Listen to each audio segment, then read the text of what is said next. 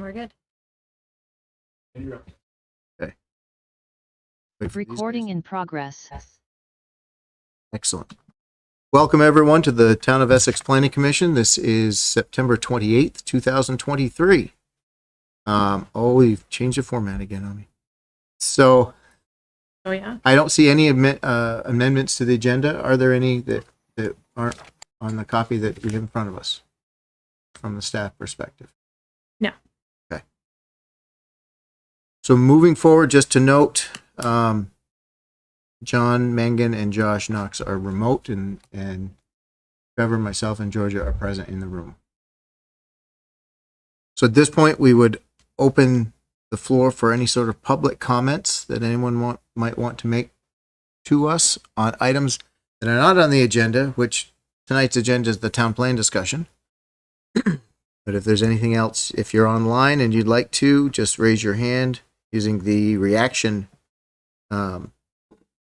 function on the bottom of the Zoom session.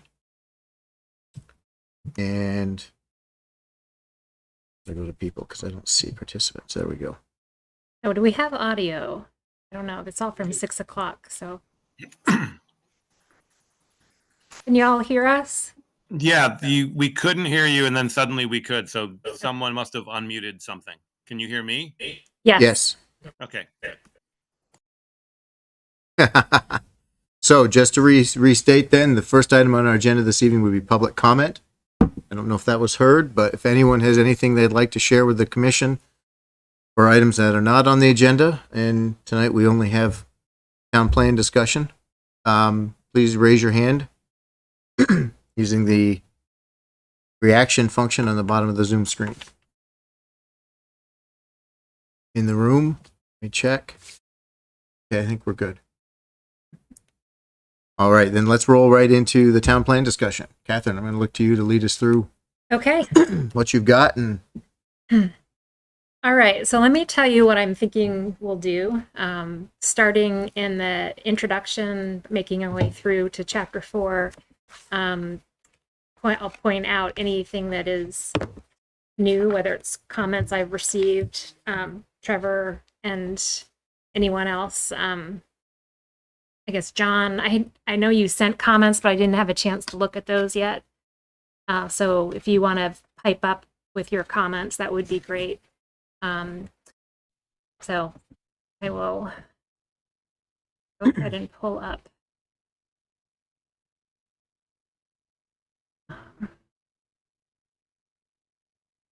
Introduction. so for folks that are watching, the flow that will follow is Catherine will present, the planning commission will bounce ideas back and forth, and then I'll look to the audience for questions or comments. So we're gonna just sort of similar flow to when we look at an application, but a little more relaxed.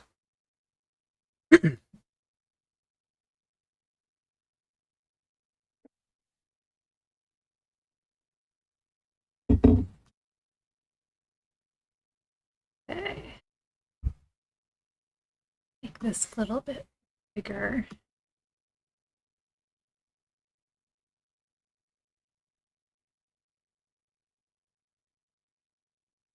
Okay. Once again, my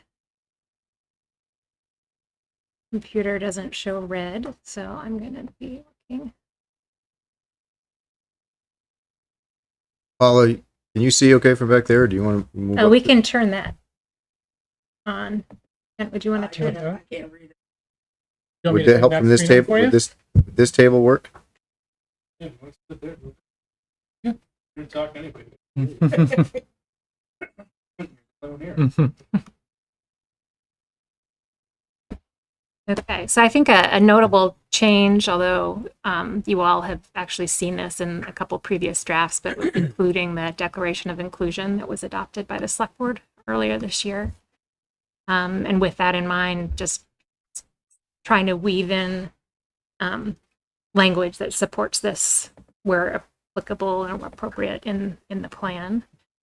I think there could be more of that done. Marguerite is supposed to be helping me with that, and I haven't gotten anything from her quite yet.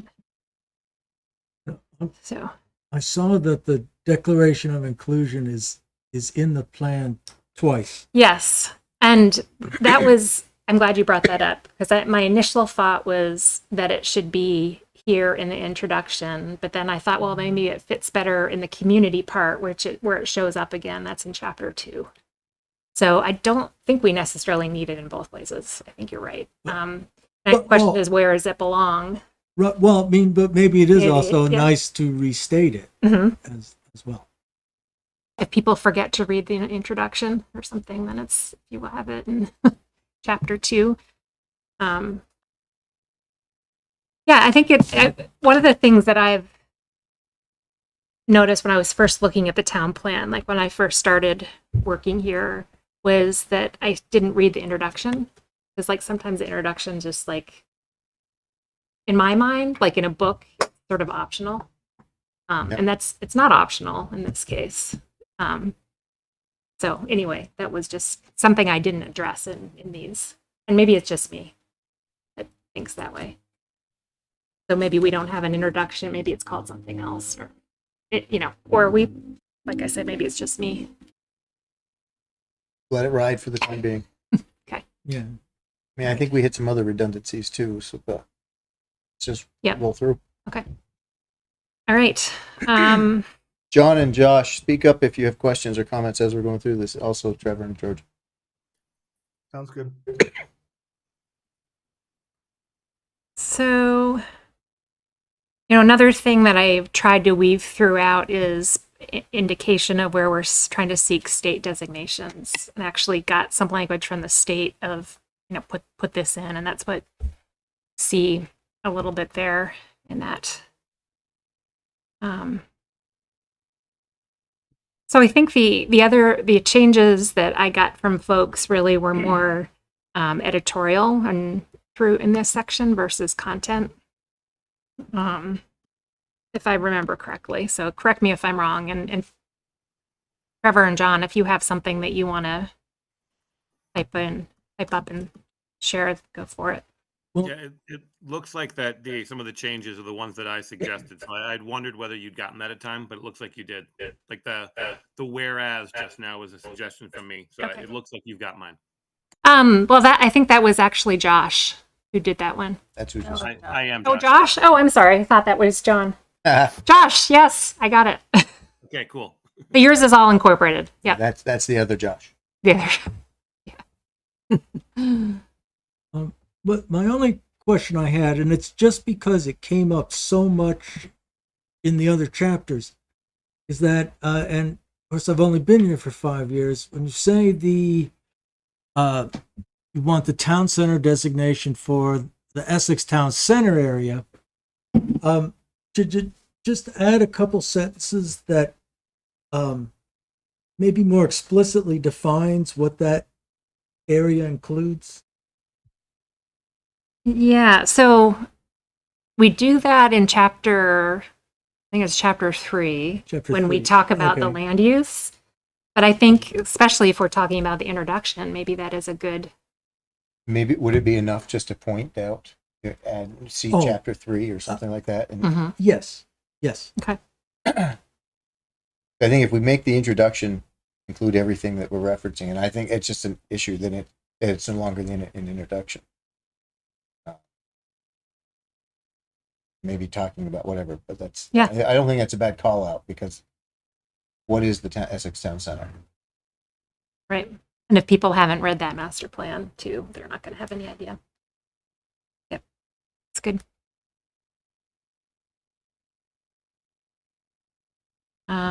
Anything else? Anyone wants? A couple things. Yeah. Most of my stuff was either just suggested rewording of things or some grammatical things, but a couple that I wanted to bring up on the very beginning, line 10 and 11. I know early on we were constantly reiterating the phrase "better connected, more cohesive," and in right in the beginning there on line 10 and 11 it says more cohesive and better connected. And I know it's minor, but I just think that we talked about really nailing that exact phrase home throughout the entire document. but it's changed there. So I don't know. Oh, you mean, is it the order, you mean? Yeah, it's just Yeah. more cohesive and better connected. But we were talking about like really drilling in people's mind, kind of like the catchphrase of better connected and more cohesive. But I think changing it around like that, it loses. We want to keep it consistent everywhere it's mentioned. It was that, and let's see, on line 105.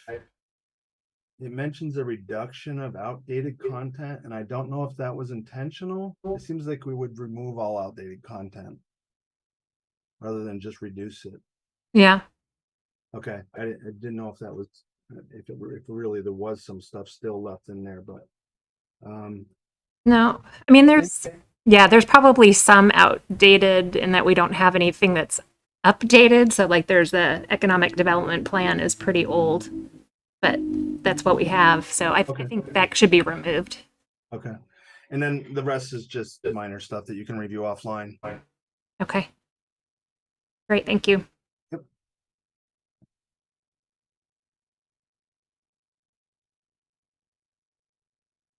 All right. Are we good here?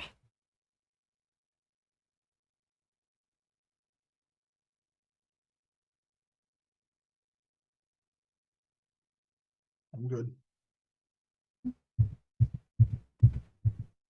Okay. I will go to chapter 1. Should have switched the share.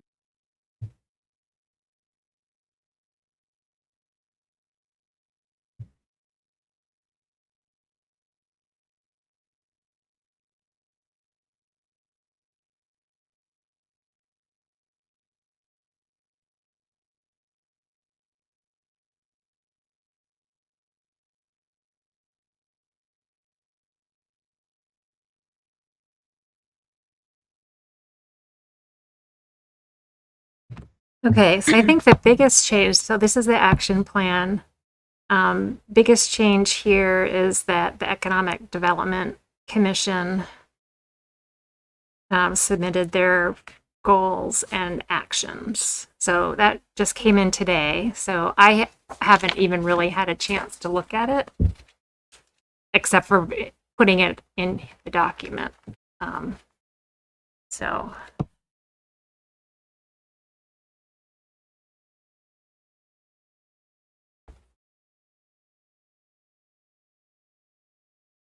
So, 2B.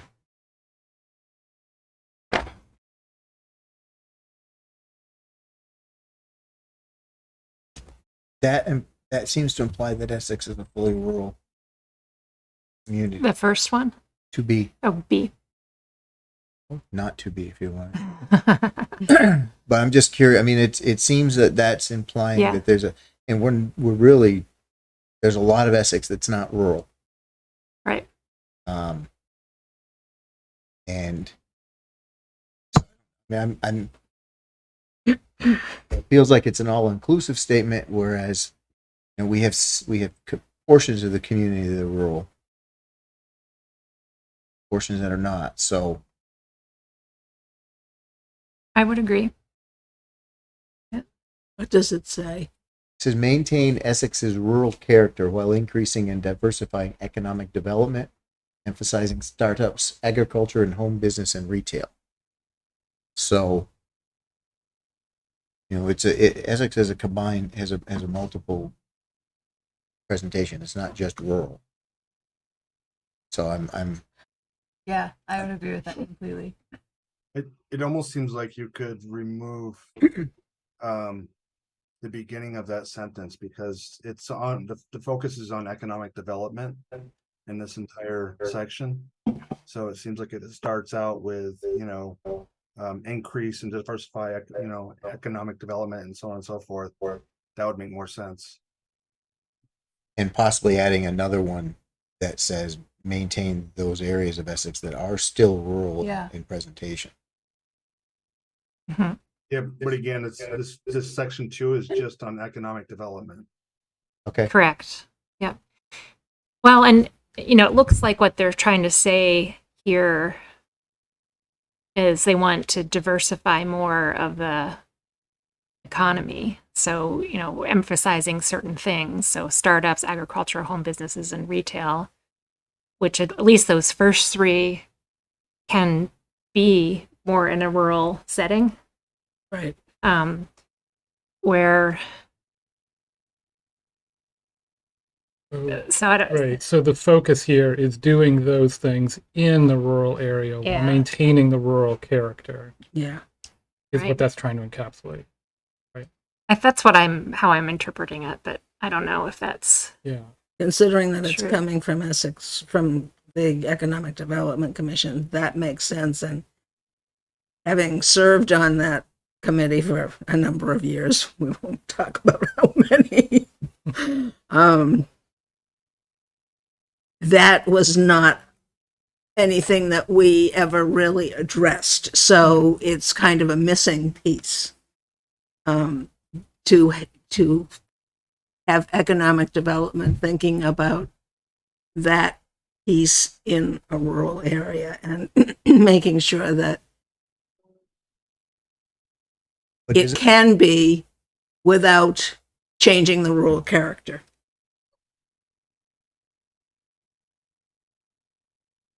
I think Ken Signorella was maybe wanting to speak. He's on the EDC. Okay. See, I don't have the screen up right now, so He is here. he is here. Ken, do can you provide some input on that? I can. So the first thing we recognized was that most of Essex is still rural. If you look at a map, and you can see quite clearly that it's mostly forested and or open land from an area perspective. So that was important to recognize. Secondly, we realized that agriculture, forestry, those are economic activities. They happen in those areas. So that was the other thing we recognized. And yes, we did want to emphasize particularly those sorts of things that we listed there as to be. I can't quite see it all. Here, scrolled a little bit. I can only see two. Emphasize those aspects that we listed there, the home businesses. I guess there's two A. Sorry, thank you.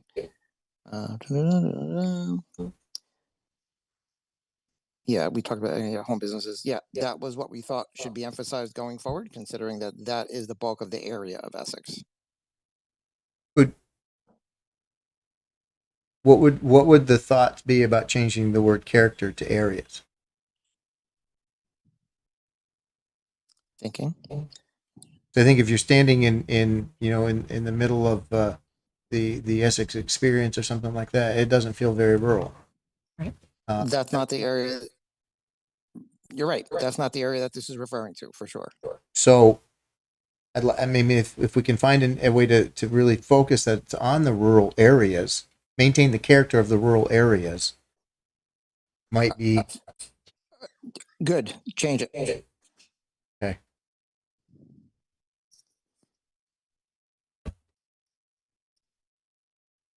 Just us.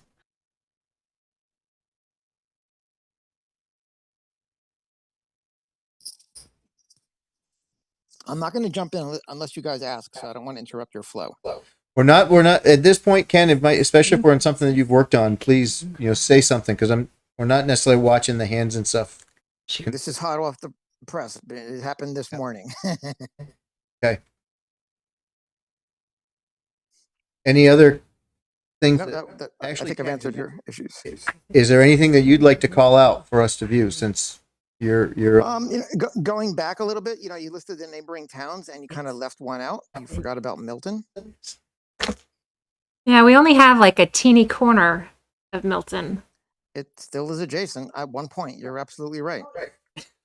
It is When I drive north on Brigham Hill Road, where do I end up? Colchester first. And then- Milton, and then very Milton. quickly Milton. Yeah, very quickly Milton. So I always think of it as an adjacent, not so much at one point, but it is true. Technically, it is at one point only.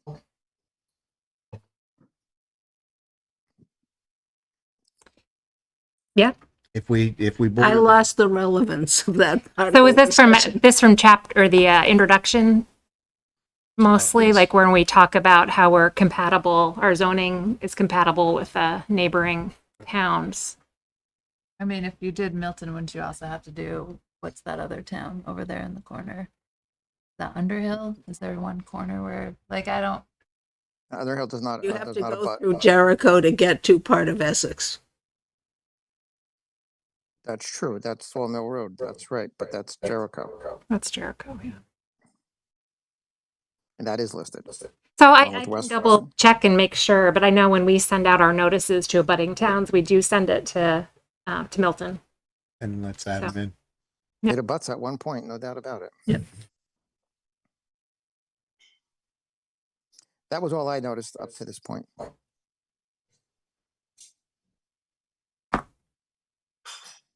All right, so they added a bunch of actions.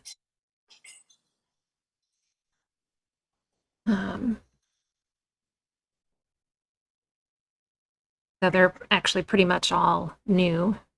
So we have updating their economic development plan, which I think is a good idea because that's 2010.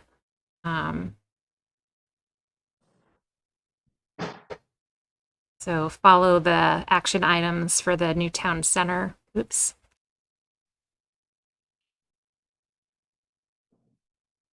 Sorry about that. So,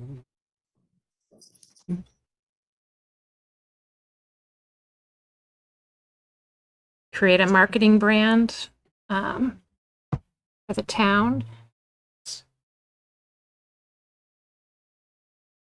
which is something that I think Jean and Greg were just talking about today. So I think that is something that's something the select board is interested in as well. And so the next one is once that brand or the logo is done, update our signs, collaborate with organizations that inform current or local current and potential businesses about vacant spaces.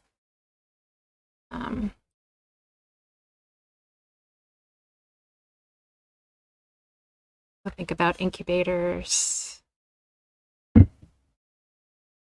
collaborate with other economic development commissions and committees. Always a good idea. Establish a relationship with the expo and the Champlain Valley Fair, which is any of that in the town?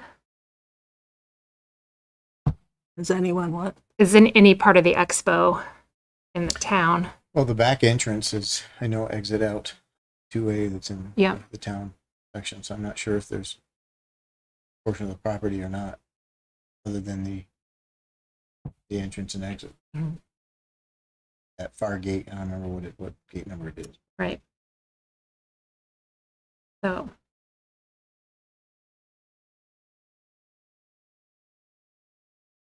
I mean, it's mentioned as a regional economic driver as opposed to an economic driver for our town.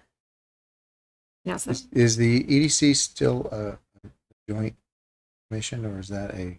it's just Just the the town. town. So we do have some city people on it. It is just for the town.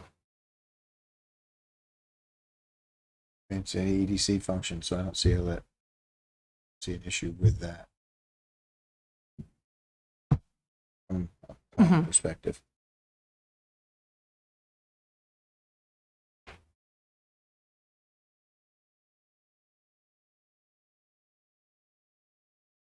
So we do own part of the tree farm with the city.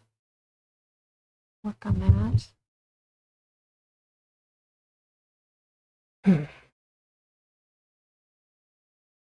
I think at least the next two are about Saxon Hill.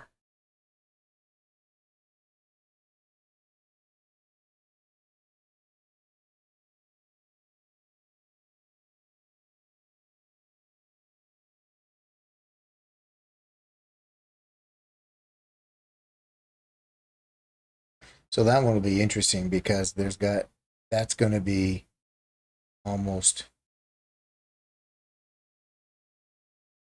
egg or chicken, right? Are we going to change the uses in the RPDI to allow facilities, or are we going to look to create a facility and then use it to drive I mean, it's Are you talking about 2.10.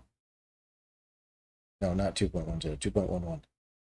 Says include creating a regional facility, related businesses to attract users, increase revenue to the town. So that would be probably in conjunction with an overall RPDI revisit, not something that could be done independent and even necessarily, that's a potentially big one. Mhm.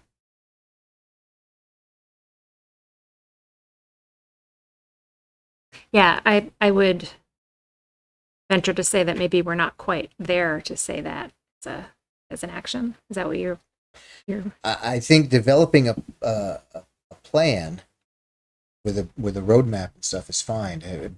Yeah. But it wouldn't be able to go to implementation without potentially some very significant. It's just like the ETC Next, right? We put a plan in place, but we don't have the infrastructure capabilities yet. We don't have the all the pieces worked out. I'm as long as this is nothing more than a plan at this stage, it could help drive potential changes in the RPDI. But I don't see how a lot of it could be implemented. As long as there's not an expectation of implementation yet. Mhm. I don't Yeah, have a I think concern. there's a statement in here saying that we're not necessarily going to get to all of these. Yeah. Ken has his hand up. Is that? Go ahead, Ken. So yeah, if you read it carefully, it's referring strictly to the recreational aspect. So that's mostly the town property. Right now, that's pretty intensively used by a lot of mountain bikers, and the town currently gets no revenue from that at all.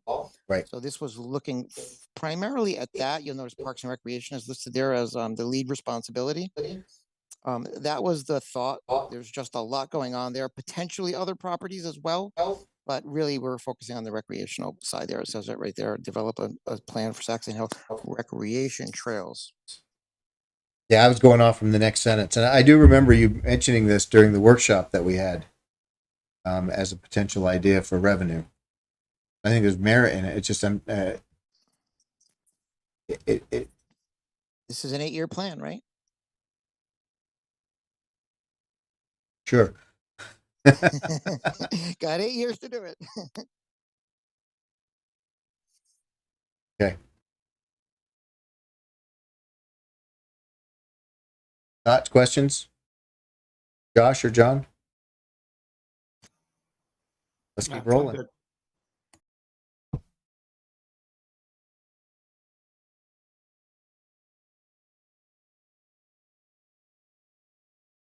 So 12 is create alternatives for commercial transportation from Saxon Hill, since you can't go on 289 easily from there, essentially.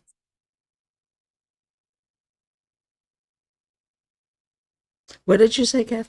So it's create alternatives to solve problems resulting from the abandonment of a commercial transportation outlet from Saxon Hill Industrial Park to 289. Yeah, put it back in play.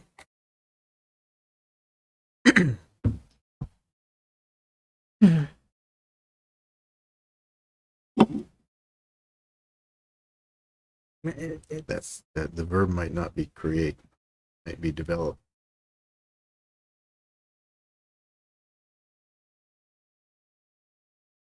Yeah, that makes sense. Because I don't think we can create. We can develop a plan, Or investigate. investigate alternatives. Investigate. Is that okay, Ken? Perfect.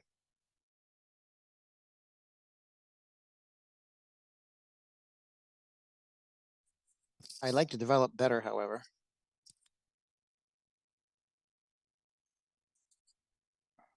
Well, this is the short-term option. Medium term on this, yeah. Should we put medium term? Yeah, medium term is probably good. Yeah, it's you got medium term already on it.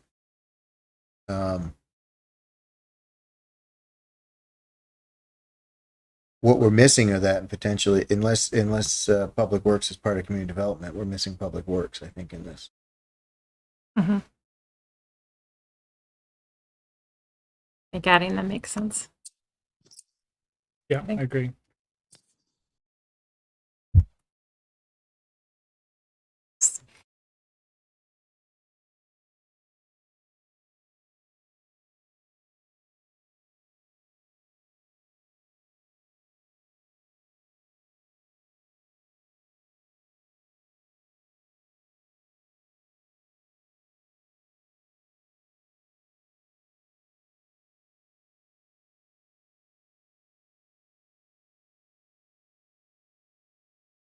We're in chapter 1.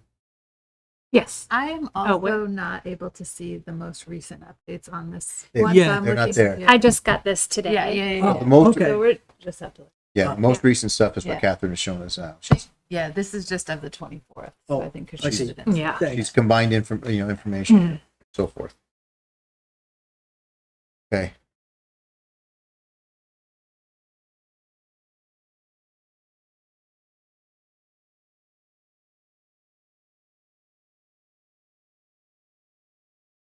Hate to say it, but we probably need Public Works on that last one too. Right, because that's building maintenance and so forth. Traffic. You know, the traffic patterns, the recommendations for beautification and so forth, but that's, unless there's already a plan for restoration through the buildings team. It's really just the water tower. Yeah, So, so that, what- and that's, we know from past development attempts, Public Works has had significant input in opportunities and or barriers, so I think we can't ignore them Mhm. because of that, infrastructure enhancements would have to be, they'd have to weigh in on. That could also be valuable to collaborate with Colchester. Mm-hmm. Too. Because they have, what, Mm-hmm. two-thirds of the fort or more?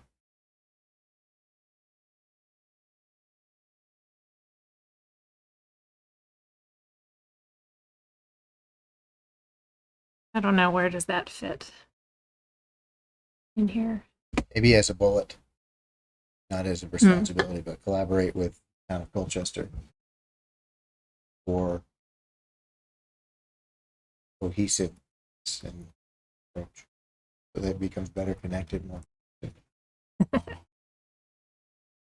Collaborate. Is there already a neighborhood plan for that area? Or no? There's the zoning district is pretty tight for like historic elements, but I don't know how that coordinates with Colchester. But so there is already something, but that was really old, I think. This is just kind of feeling to me more like needing a neighborhood plan for that area that deals with, like, it's not just economic specific. It's Well, just everything. much of it is because much of the portion that's in Essex is warehouse space. Okay. So it's, I mean, a lot of the economic opportunities that have been attempted in there have been shot down because of infrastructure limitations and zoning limitations. There's one primary landowner, or was, and attempts to put grocery stores or other facilities weren't able to be done because of what's there. So, And at the historic buildings, does that come into play there? yeah, I mean that's what one of the things we're looking at is assess the historic and commercial elements of there, which I think is a really primary thing. But to your point, Catherine, I don't think we should try to do this independent of Colchester as far as for maintaining the cohesiveness of the fort as a total base. But none of that, collaborating with Colchester is not contrary to any of these goals.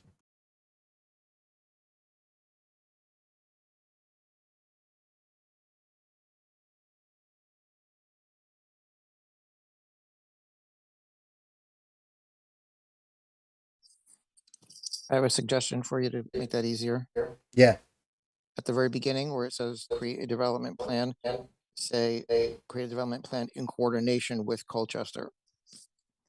Then it would apply to all the items.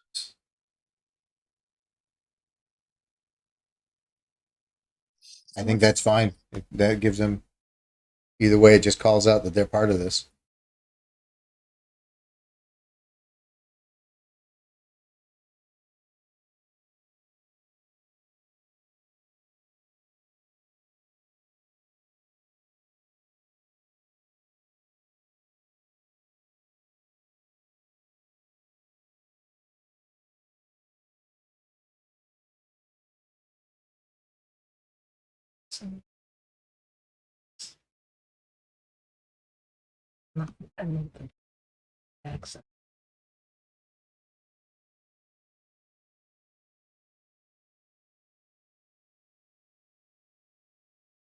Sounds good, but I'm not sure what agritourism is. Right? And what's Yeah, agritourism? yep. First of all, you should know that Burlington hosted the International Agritourism Conference this last year. Agritourism is something that's very big and actually started in Italy. Basically, it is combining farming with tourism.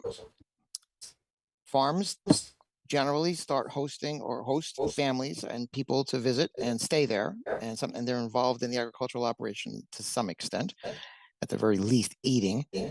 And it's a way that we can leverage the agriculture business that we have and add tourism to it. So there's a couple of different characteristics that are a little bit different from the two separately. I think you even had somebody who recently applied, if I'm not mistaken, for a parking lot or something in an agricultural area because they were going to be doing agritourism. So it occurred to me that you might want to define just what agritourism is in terms of zoning and use rules. And then you could actually have that definition and then say, okay, agritourism as a use is allowed in these zones. So it's a combination of agriculture and tourism happening at the same location.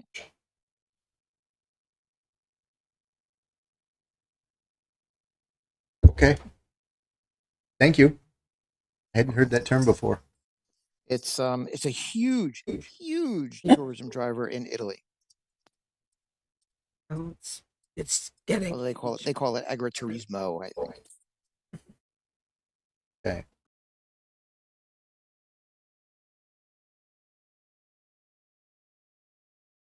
And that seems to be clear. 2.16.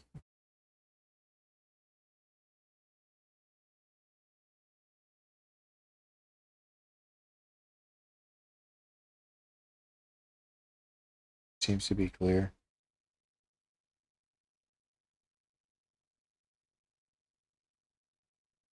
What is 2.17?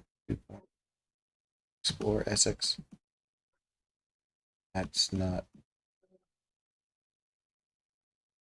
So the Explore Essex Festival, I think. So that just Correct. looks like it's Parks and Rec to. Yeah, so I think that's like the manager's office as well and community development. Like, Tammy Getchell is the. Yeah, we weren't sure who was the driving force behind it currently. So yes, please fill in whoever is necessary.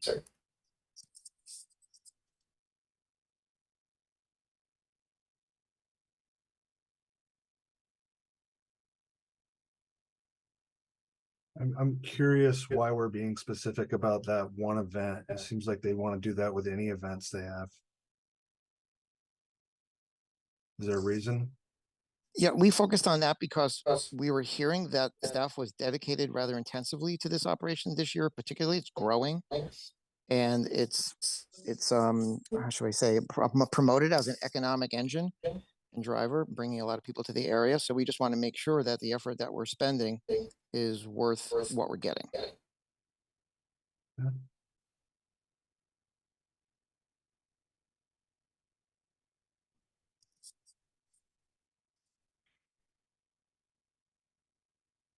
Would be. I mean, it sounds fine, but it'd be interesting to hear what the thoughts are on how to do that assessment. You know, the cost to put it on staff cost is fixed and you can figure that out. But how would Well, you? if you were to ask me, yeah, and that's a good question, very good question. If you were to ask me, I would count up the hours spent and find out how many people attended, um, that sort of thing. That's going to give you some measure. It's going to give you a cost and some measure of benefit.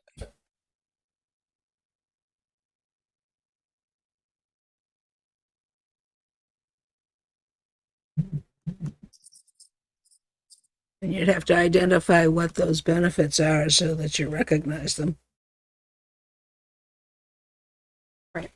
Is there still the section about building Essex brand? Did we, that was in the old one. I wonder if this would fit part of that. Because it does seem like a brand building. It is, and a thing. community building. Yeah, so thing, maybe too. as part of brand building. I don't remember seeing it, so maybe it's gone. But that seems like maybe that could be one of the. It's the very first item. Is it building Essex brand? Because maybe Yep, it's rather one than of just scroll back up, you'll see it. yeah, It was a goal. being its own action, maybe. No, it's not a goal. It's number 1 and 2, I think. That does. Maybe not 1 and 2, maybe 3 and 4. Yeah, 3 and 4. Maybe. It's one of the top ones.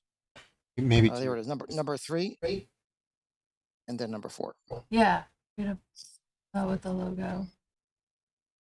Such a long time ago. Yeah. I think so something I haven't done is talk about Explore Essex and other community events in the plan. Yeah. So I think we need to put that somewhere. So, so this action is supported by, in whatever. any event like that, to know if you're hosting an event with an expected outcome, that should be quantifiable.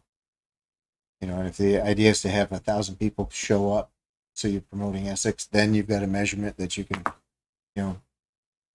put the staff hours against 1,000 people. But if the idea is that you're going to get 2 or 3 businesses in, that's a long-term effort. And how do you measure the effect of,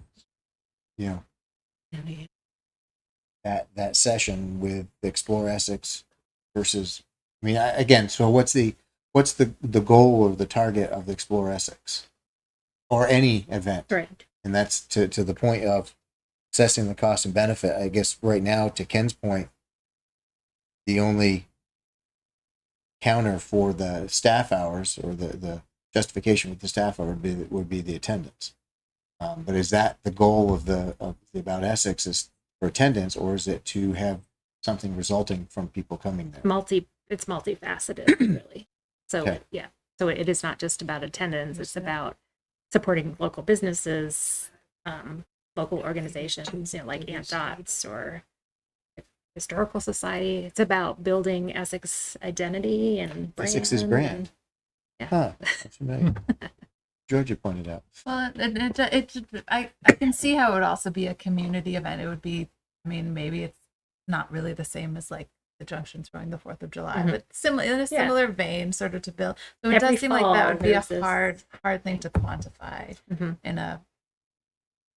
Are there other events that are promoted that use, and as Ken said, that this seemed to take an excessive amount of staff time or seem to?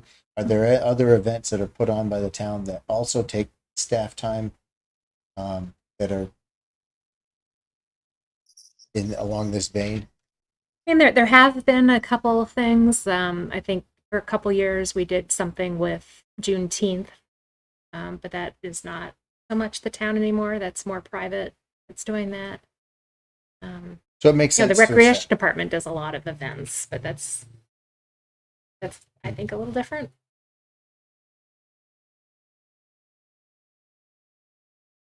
That's very different. And before any future commitments to continue, is there sufficient time to be able, once this is adopted, to be able to say we're not going to put it on? And this will go back to Ken. Is this that last piece before any future commitments to continue? That would imply that you're not going to do another one until you've done an assessment. Or it becomes more volunteer driven rather than staff driven. like a lot of events are. Like, for example, the Memorial Day Parade in Essex Junction is almost all volunteer driven, but supported by the Parks and Recreation Department, other than the other way around. Right now, there's very few volunteers that are creating Explore Essex. There are plenty who are involved in the event itself, but not in the legwork of going out and getting all the donations and contacting all the businesses. All that's being done by staff right now. Yeah, originally it was done by the Essex Business and Professional Association. Well, I'm just wondering with the way this is phrased right now, I don't dispute the idea of determining if the costs and benefit are I'm not sure that there's an easy way to do that, but I'm not, Yeah. say, is it still worthwhile? That's a question. But is it to be done before we commit to any future events, or do we just commit to doing it to see if it's good to continue with, or look to transition to a volunteer? Yeah, the feeling was make before moving forward, make the measurements, but if you feel you want to soften that, I mean, this is really your product. So, but we felt kind of strongly about it, that based on what we were getting for feedback, it's a lot and really should be reconfigured possibly if we're going to continue with it. So I will tell you that the intent is after the event happens that there will be that time to assess and evaluate. That's already built into the plan for the town. So there will be that. I don't know, as specific as like a cost benefit analysis. I'm not sure that's where we were going with that, but that there's no reason to not include that. Saying that we feel like after the event that it is worthwhile, planning starts much earlier than March. Yeah. When this is adopted. So maybe that not to soften it per se, but to say explore the benefits of continuing with the Explore Essex Festival. Period. Mm-hmm. Same effect, and it would be delivered then to the manager's office and the zone and the select board and so forth, or whoever makes the decisions. Of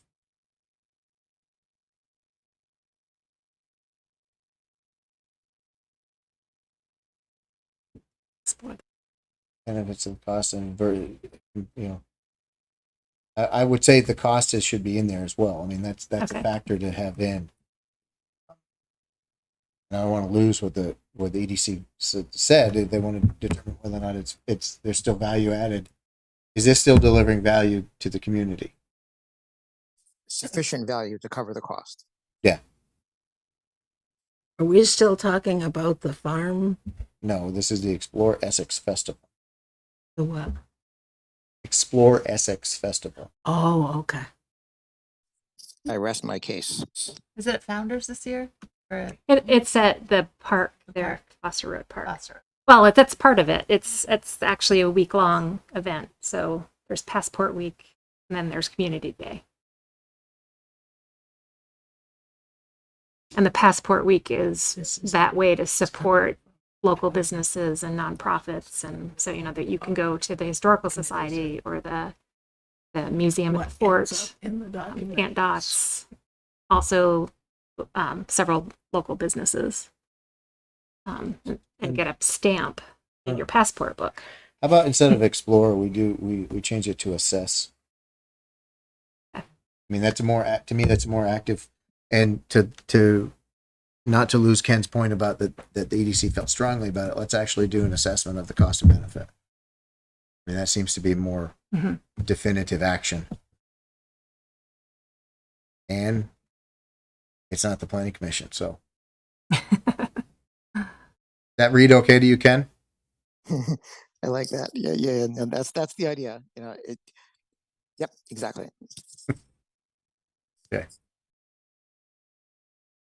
Okay, one more.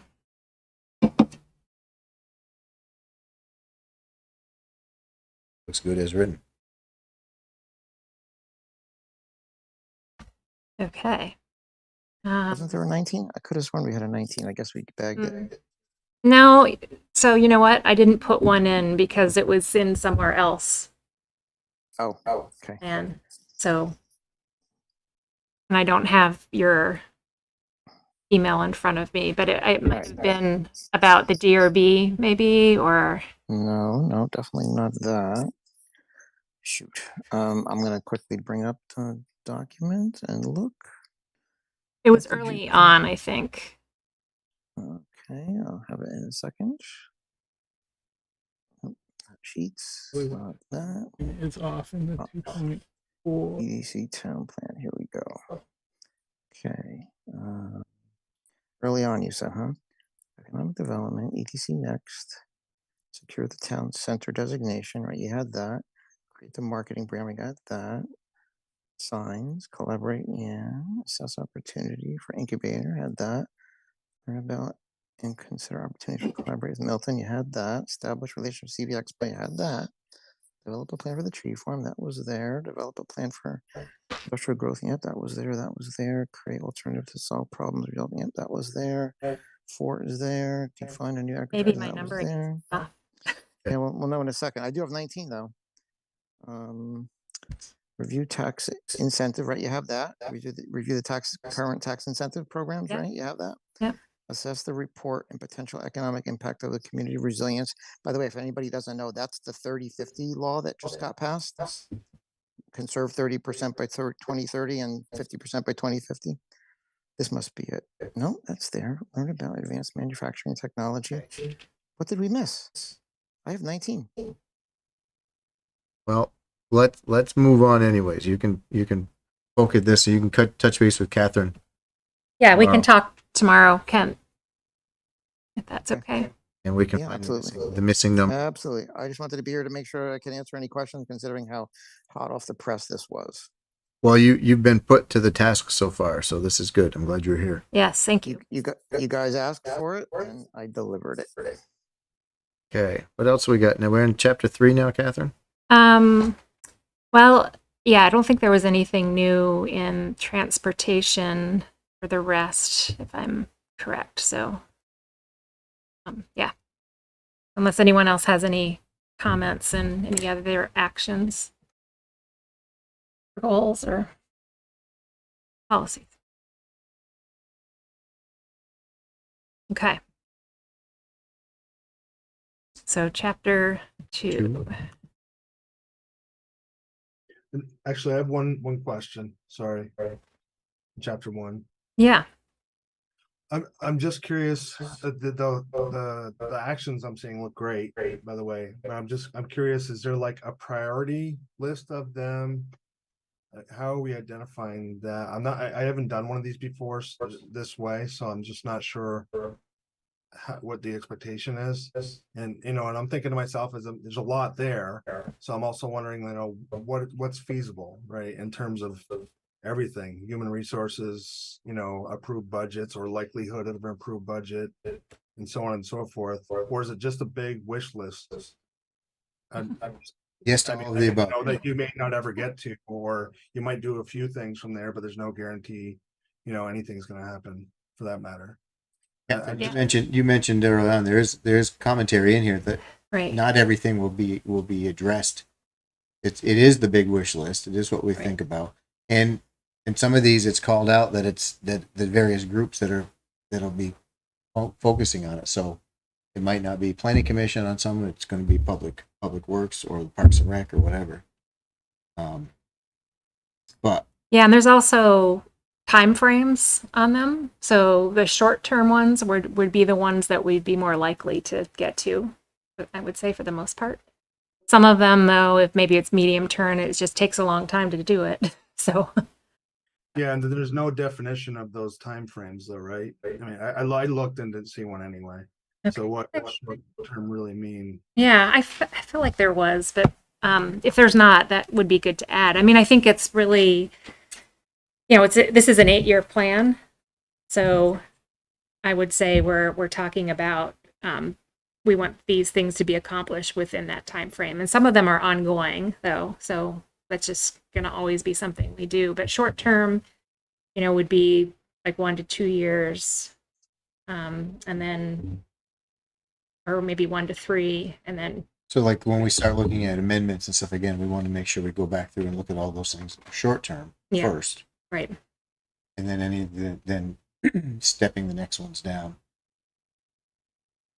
Yeah, and I'm like, for example, we have that one that mentioned coordinating with Colchester. Well, do we know, what if Colchester's not interested in collaborating on it? You know, then there goes that action plan, right? Kind of gets blown out of the water. But I guess that's fine. If we go back to, this is just kind of like a wish list, then there's nothing wrong with that at all. But I think it is a good reminder that these aren't supposed to just be dreams. We're supposed to really be working on them. So we have them here for a reason. Yep.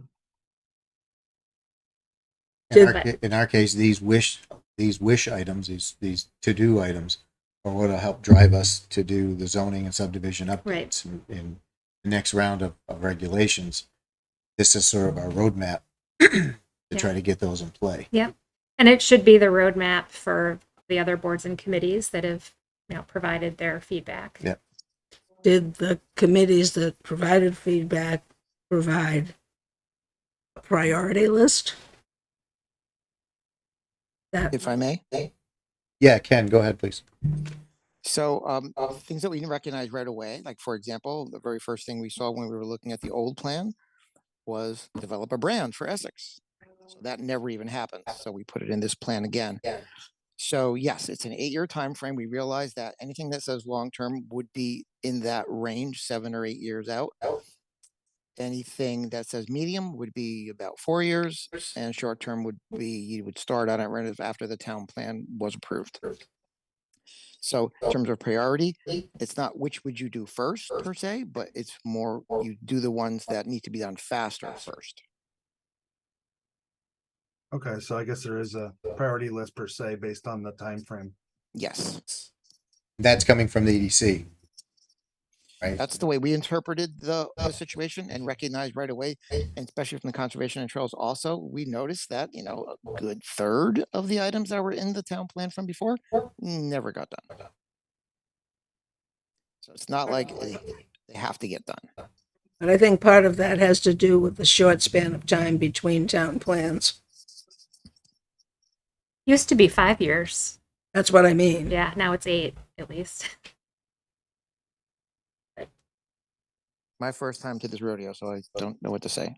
And quite frankly, we had some other town-wide just issues or distractions, going into this that sort of impacted. Did we really? What could that be? Yeah. Okay, so lead us through. Right, chapter 2. There had been a discussion at a previous meeting about is C, like what you will see being the right term, C. Right. And so I had a couple ideas. Josh thought read would be the best.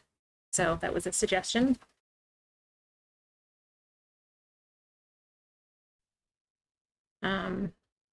He's had a lot of free input into this. I think we should do something other than what Josh suggests, because he's just had a lot Too of much. input. I'm sorry to burst everyone's bubble, but I do have one more quick suggestion on the page that you're looking at right now. We'll scroll back down to historic background, please. Yeah. Considering we were just talking about the distractions and things that we faced in the past 6 years, the sentence Essex is one of the few Vermont towns whose boundaries have never changed is no longer accurate. So the Historical Society is working on doing a revamp of this section. So I would expect that they would either remove that or cut that. But you're right. The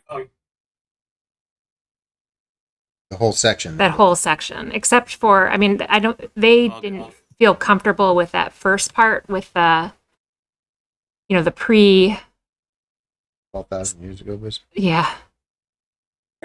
So that's what I came up with, just looking at some stuff that we had, just doing like the before the CERC went in, they did an archaeological study and found remains. There was been some found up in Saxon Hill as well. So that's where most of our knowledge of pre. So based on your European. comment in the doc, are we not getting this from them, or are they just not being receptive? They're a slow turn? they're just slow turnaround. I spoke with UB Norton the other day, and he said they were getting close. Okay. So they know their time frame that we need it by, your next meeting essentially. So hopefully that'll be coming quickly. I'll poke him again. Maybe just put a note. They don't deliver, then we can strike that. No historic background. Yeah, I mean, we could just basically keep this, but update it where it needs to be updated. Yeah. Which is fine. But I think there's enough in here that talks about Essex Junction, and that I feel like we need to change the focus a little bit. And that, that was one of the things they were instructed to do.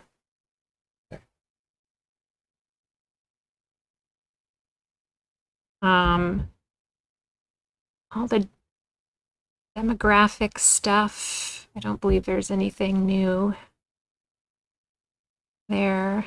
Economic development, some of this is updated, some of it isn't. Jean is working on this. Like too much about global foundries, for example, we got to get rid of a lot of it. There's one sort of philosophical thing that, well, it's kind of difficult for the town of Essex in that,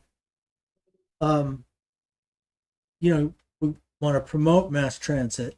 But at the same time, really, with the number of people, it's not like you could ever have a bus system with buses coming every 5 minutes. So it is kind of auto-centric. We're in a way almost forced into it. And the statements to support the development of Route 15 and Route 117, well, how much development would the town ever really want to support? I mean, if the state, how am I trying to put it? If like someone said, well, let's make 15 into a 4-lane highway all the way through the town of Essex, is that what people really want? No. Or so maybe it's not good to just make the blanket statement that we support any improvement to those roads, but I want to say like reasonable improvements, or I don't know. But I mean, Yeah. it's kind of a difficult question.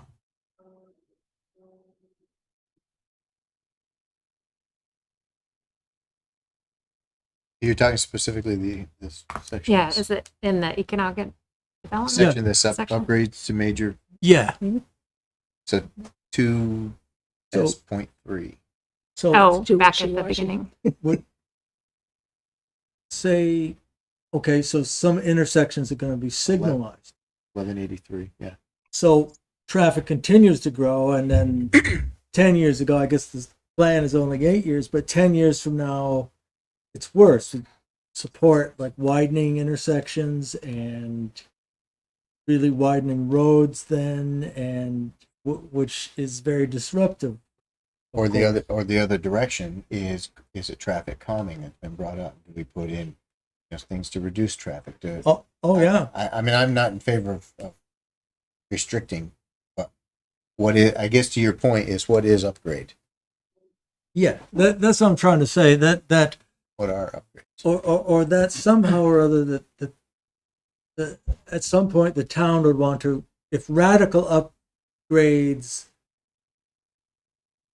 came to be necessary, which might be 10 or 20 or longer years away, would you want to consider that, or really go to something, take traffic calming steps or steps to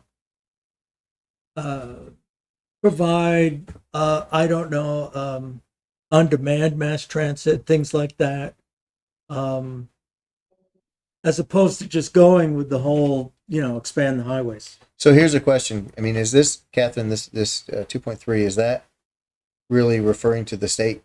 Do we know, is it referring to the state portions of the roads or the town portions of the road? Because they're treated differently. And we know that with 117, there's a push to improve it for, if we improve the truck flow from Saxon Hill, Mhm. down to 117, there'll want to be improvements there, such as potentially a light with North Williston Road.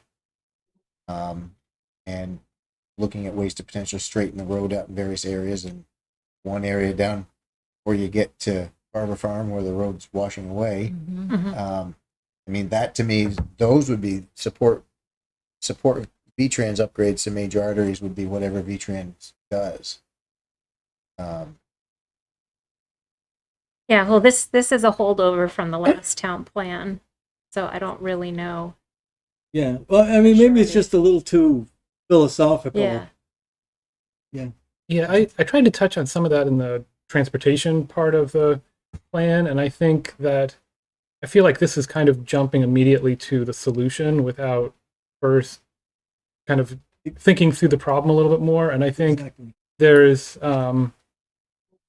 it's attractive to think about we can somehow build our way out of congestion and somehow just build an extra lane and all of a sudden things will go more smoothly. But then you just find that you just have more traffic That's and right. you've used up people's yards and you just have more congestion and you've pushed the problem to the next spot.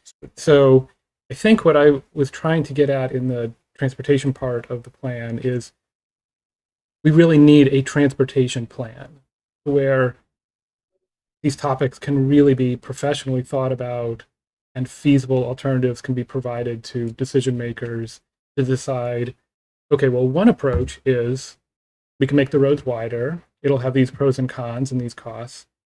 Here's another approach. We can try to look at encouraging alternative transportation modes. We can do transportation demand management with businesses. We can, Right. here's kind of like our suite of different options with the different costs. How would you like to pick what you select? But really follow up the town plan with a transportation plan that helps really get at some of these issues. Yeah, I mean, I agree with that. I mean, see, I just my what I'm trying to say is that I wouldn't want to just go in lockstep with the DOT wants to suddenly expand, add all sorts of lanes and things, where so many other places have gone down that road and it's turned into a disaster. Mhm. In that you build all these things and yet there's still lots of traffic. It's still congestion, Mhm. and I don't know. It's Yeah, and I think also having so congestion and just getting people where they need to go quickly is one thing, but we also want it to be safe. We want to provide people choices. There's this whole, we still want trucks to be able to get to business. We have all these different pieces just put together. But we still let's want to go- maintain the character of the town. And But let's go back to what this is. This is a call out box. So Yeah. these are going to be essentially bullet points underneath economic development. Yeah, so these are what was important at the last town plan for economic development in the town. So this doesn't necessarily get into the detail. I think if we're covering transportation plans or goals, let's let that be. With that in mind, Trevor, do you feel that, I mean, recognizing this is more of a, Yeah. from an economic point of view, we want to have, the upgrades to the major arteries, I- whatever right. those upgrades would be. we do. It's just that my only concern is that you don't just want to give, say, the state DOT carte blanche to do whatever it wanted. Well, they have it in their sections. They- We don't have a lot of say in sections. Well, Yeah, But I think just so we don't get stuck tonight too deeply in this. I mean, this is looking, it's carryover. And I think it needs some work, I think. So we could just highlight it and either take it out because this is a call out box and address it and really address it in the transportation section. and I know that the transportation section does do that and mentions about auto-centric and not auto-centric and well, maybe it's okay to leave it in, but it's just that upgrade might mean like there's small upgrades and there's real big upgrades, and just that but it's true for economic development. People do want, How about- it's a hard question. How about we change the shall to should? And that softens that sentence. I mean, that softens that statement by a lot. Okay. That's And, fine that- with me. and it doesn't lock us into anything, because otherwise it's a shall, which there's a big difference between shall and should. Shall is you do it, should is consider it. Right. And then we don't have to change that box, and the impact is there, and we can still get into depth in the transportation section. And I think too, in looking at the rest of this economic development section, there are changes that need to be made for sure. And it's not just getting rid of all the talk about global foundries, but it's also, I think some thoughts have changed about how we do handle getting people around, and maybe we need to talk more about housing is important for our economy. So I think this whole section really is in need of a lot of work. But I think in here, if we were talking about transportation, we need to update this section to really say what we want, and then maybe these actions do get to change. And also is the order correct? Lately it seems like housing has been the primary. Yeah. What is things? What do we want people to see first? Mm-hmm. Is it housing, or is it infill development with existing industrial and commercial zoning districts? Yeah. I think also if it's kind of going to the solution of this, saying something that suggests what the problem is in there, like upgrades to major arteries to reduce congestion or to mitigate truck impacts, or something that kind of suggests why are you doing this? Yeah. If you want to kind of go right to the solution, or alternately say something like, we want to address truck impacts along these roads, or we want to increase congestion time, whatever you want, so that it's clear what is actually the problem you're trying to. But we kind of do that, right? I mean, we already talked in previous sections about addressing the trucks leaving Saxon Hill, mm-hmm. and the access to, no longer having access to it. So we're bringing a lot of these things up. Think about it. I guess that probably just chew on that a little bit. I mean, this is economic. It's economic from an economic development perspective. Is reducing truck traffic appropriate? Is signaling dangerous intersections appropriate? 15 and Sand Hill Road. To me, that's also part of this upgrade options. Mm-hmm. But any of the things that you do that affect another part of the plan can always be referenced. Mm-hmm. In the plan, see economic developments. Or see the traffic section. You also got some redundancy between 3 and 4. 4 says state and regional efforts to develop the transportation links. At least it did. Well, and I don't think we should necessarily be intellectually limited to what the state did to us when they changed their mind about. But that's the state and regional efforts would be 15, would be 117, because 117 touches Essex Junction, touches us, touches Jericho. It's not Essex town. It could be something. So as you're looking at this a little bit, maybe there's some redundancy in 3 and 4, mm-hmm. without having specificity for 3. 4 does give you some enhancement of transportation links, which major artery in and out of Essex is a transportation link in and out of Essex. If I could make an offer. We're taking bids. Okay. Open So it bids. says economic development on top. So I can't speak for the commission, obviously, but if you want to punt this section to the Economic Development Commission, our next meeting is on October the 5th, I think. The agenda hasn't been published yet. We could do Did that. punt it, and they didn't do anything with it. I wasn't. Oh, I think what might have happened is the chair just cut this all out and just had us work on the action items. So maybe re-ask. Okay, well, I was talking with Jean today, sort of in desperation, because we need to get this section done. So I will talk to Jean and have her reach out to the chair. The like I said, the agenda isn't done yet, and the only item we had on it is going to be our work plan. So I think we could probably sneak this in. Okay.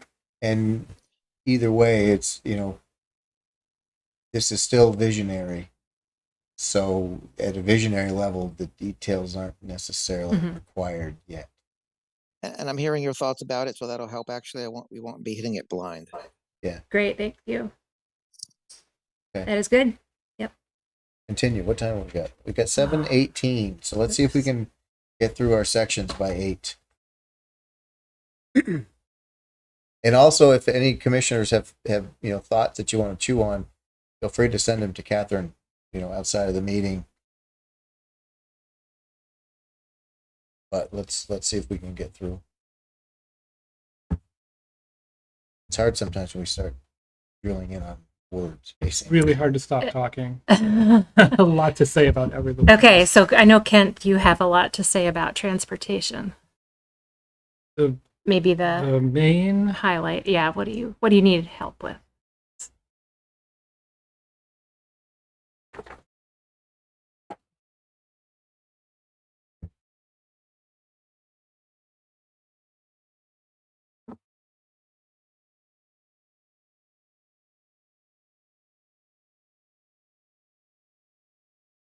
Oh, I know, Dustin, you had a concern about this. Yeah, I'm looking at S11? I'm looking at 11, and I'm really wondering about that. That sounds really challenging to me. That is Dennis Lutz speaking from the. Yeah. From the great beyond. Well, he's still with us, but not as our. So I know, like, Aaron has a different view on this. Aaron Martin, our new public works director, and I think it is an interesting topic to discuss. Of maybe we allow private roads, and we have, right? You can do that in like a PUD or in the scenic resource. Yeah, I mean we've got stuff in there that talks about private roads can only have so much. They can only be so long. I wasn't really sure what that's really trying to say. If it's really trying to say we want to discourage new roads from being built, then maybe we should just say that. But I'm not sure if that's really what it's saying. I'm not sure what the objective Well, is. I think we've had the cases where we've had new parcels created, either a division or whatever, and a private road was created to them. Is this to try to prevent the spaghetti lots or whatever the term? I don't remember the term. Yeah. Road frontage and so forth. So I guess that I would like to kick this back to Aaron and see, what this means, and if it really means anything to us today. I agree. The last piece of it makes it seem like it's linked. Hang on a second, Ken. Makes it seem like it's linked to our, the earlier statement goal of the EDC of maintaining the rural character, but fostering. It seems to be hit both. Maintain the rural character of those areas, but it also could potentially prohibit the fostering of new agriculture use or something like this. So what do we?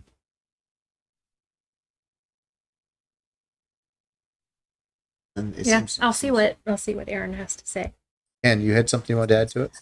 Yeah, it occurs to me that this ties in pretty nicely to Act 171 and dealing with forest blocks and keeping them integral. So you might want to consider it in that light.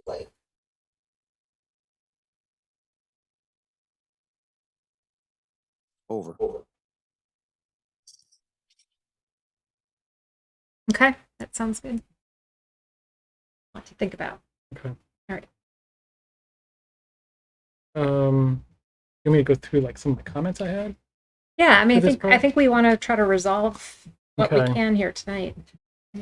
I think I was feeling like where you go on line 1447 there.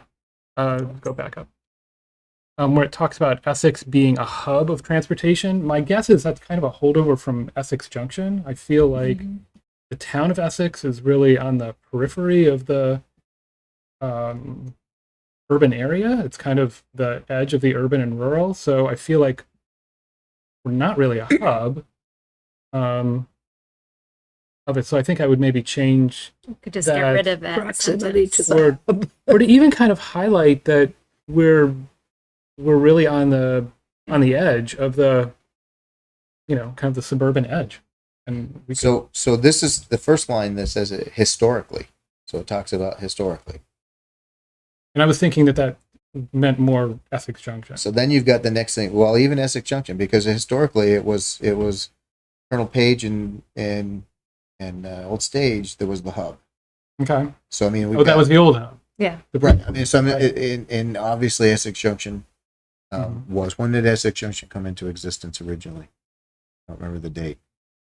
When was it incorporated as a village? Anybody? 18. 1860. So before then. So I don't see a challenge Okay. with the historical aspect of it. Okay. But you do say in the presently, you call that out.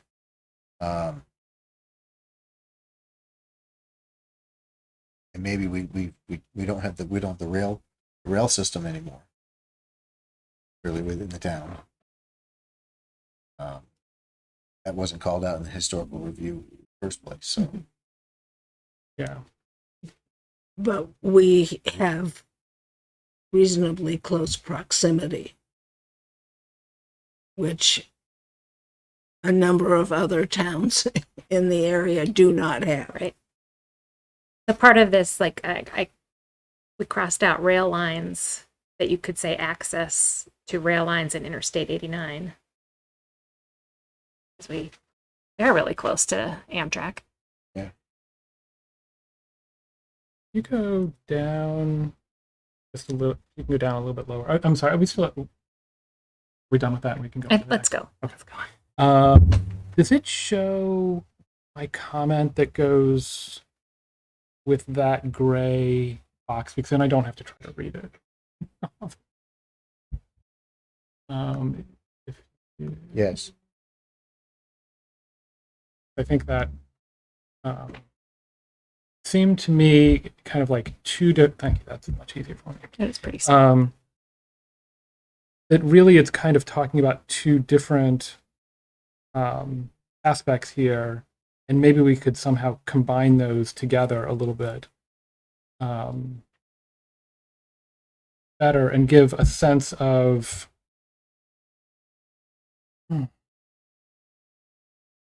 just linking them better as it's all part of one system, and we're kind of maybe hopefully transitioning from more of an auto focus, and we're trying to have more of a multimodal holistic focus. So if that's what we want to say, or I don't want to lead us in a certain direction.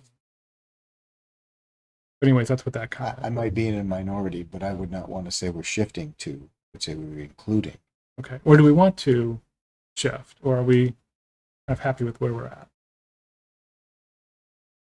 For 8 years, I'd say we're happy where we're at. Okay. Yeah. I think I would consider drastic changes to similar to what has happened in some of the streets in Burlington would be completely out of character. You're driving along North Riverside, Mhm. designated bicycles. There isn't a dedicated lane anymore. It's bikes have the full use of the road. What's happening on that? North Winooski, Oh, on off of North Riverside. It's just I think some of the things I think we need to work towards collaborative environment or incorporating multimodal transportation, but not replacing. I would personally, I don't want to shifting away from auto-focused transportation. I'm looking to include, but I know that that's not an incentive by others. But It's reality. I think you mentioned it or whatever. I mean, our infrastructure right now is it would have to be drastically changed to get away from vehicles, and we'd have to have a different infrastructure for buses and so forth. We don't. But what we want to do is accommodate, not necessarily reinvent. Well, I don't think you're going to have any situation where somehow motorists are limited on what they can do because you've created a sidewalk or a bike lane or something like that, and now somehow motorists can't. The challenge is when we have the discussion about, is the biking a transportation effort or is it a recreation effort? That's come up before. Mm-hmm. Recreational biking, the paths can be however they go. They can meander. There's no requirement for it to be direct. Transportation biking needs to be more direct. You're not necessarily going to have a transportation bike trail that goes a mile over this way and a mile back that way. There's a desire to have it follow the roadways because those generally tend to be the most direct from point to point for transportation bike purposes. But I like that the multimodal idea is that somehow the future would be that somehow it's safer for bicycles and pedestrians on the highways of Essex. I'm not restricting the auto capacity, but making it easier and safer for somebody who did want to bike to work. Yeah. And I think that's kind of the idea of what we want to go to. I mean, well, that's what I'm saying. The philosophical thing is just that we're really kind of stuck with the automobile here. And, but that we gotta like do the incremental steps to make it possible for people to change. Well, and I mean, you can see the evidence of that working as you get out over towards St. Michael's College, and the bike lanes that they're putting in there are, separated from the road, but follow the road. Yeah, yeah. And so it's that kind of thing that lends itself to what Dustin's talking about with transportation as opposed to recreation. And we've had these discussions before. Transportation, bicycling is in conflict with a pedestrian recreation use, multimodal trail. This has come up when we were talking about years ago about putting in a transportation center from Susie Wilson Road. And it was the conflict between, anyways, it's a big topic. I like the way it was written because it's talking about what's coming is a greater need, and we have to accommodate it in the future, which is, I think, pretty much what you just said. Yes.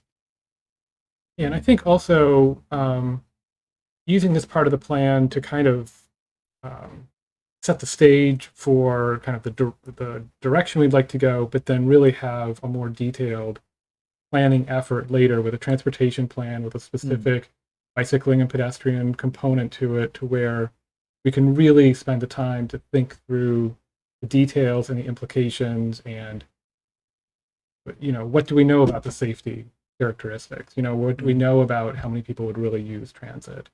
We haven't done any of that investigation yet at a detailed enough level. We really need to do that before we can make informed decisions of, is there actually the demand for people to walk in their neighborhood and then they go over to and walk to school? Is there the demand for that or not the demand for it? So, and that is an action item that we have in this plan. Yeah, and I know one of the tools we have to future-proof us to some degree is requiring easements in new development, whether there's logic for it at that particular point in time.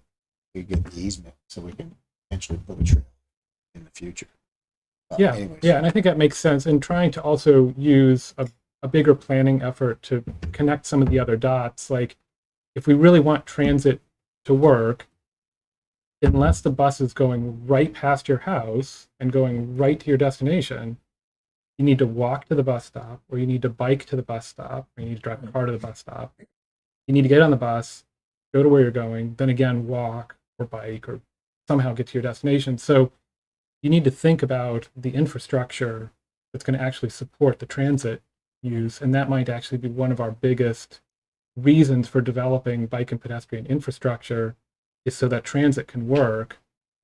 We also For have to people. remember, as Ken said at the beginning of the process, is there's a significant amount of Essex town that is still rural, outside of major population centers. So You're right. And I mean, the town is pretty small and it's pretty flat. It's not that difficult to get from one place to another on a bike, but it might be really uncomfortable or not feel good with the traffic. And maybe a lot of people would do it if it felt a little bit more comfortable.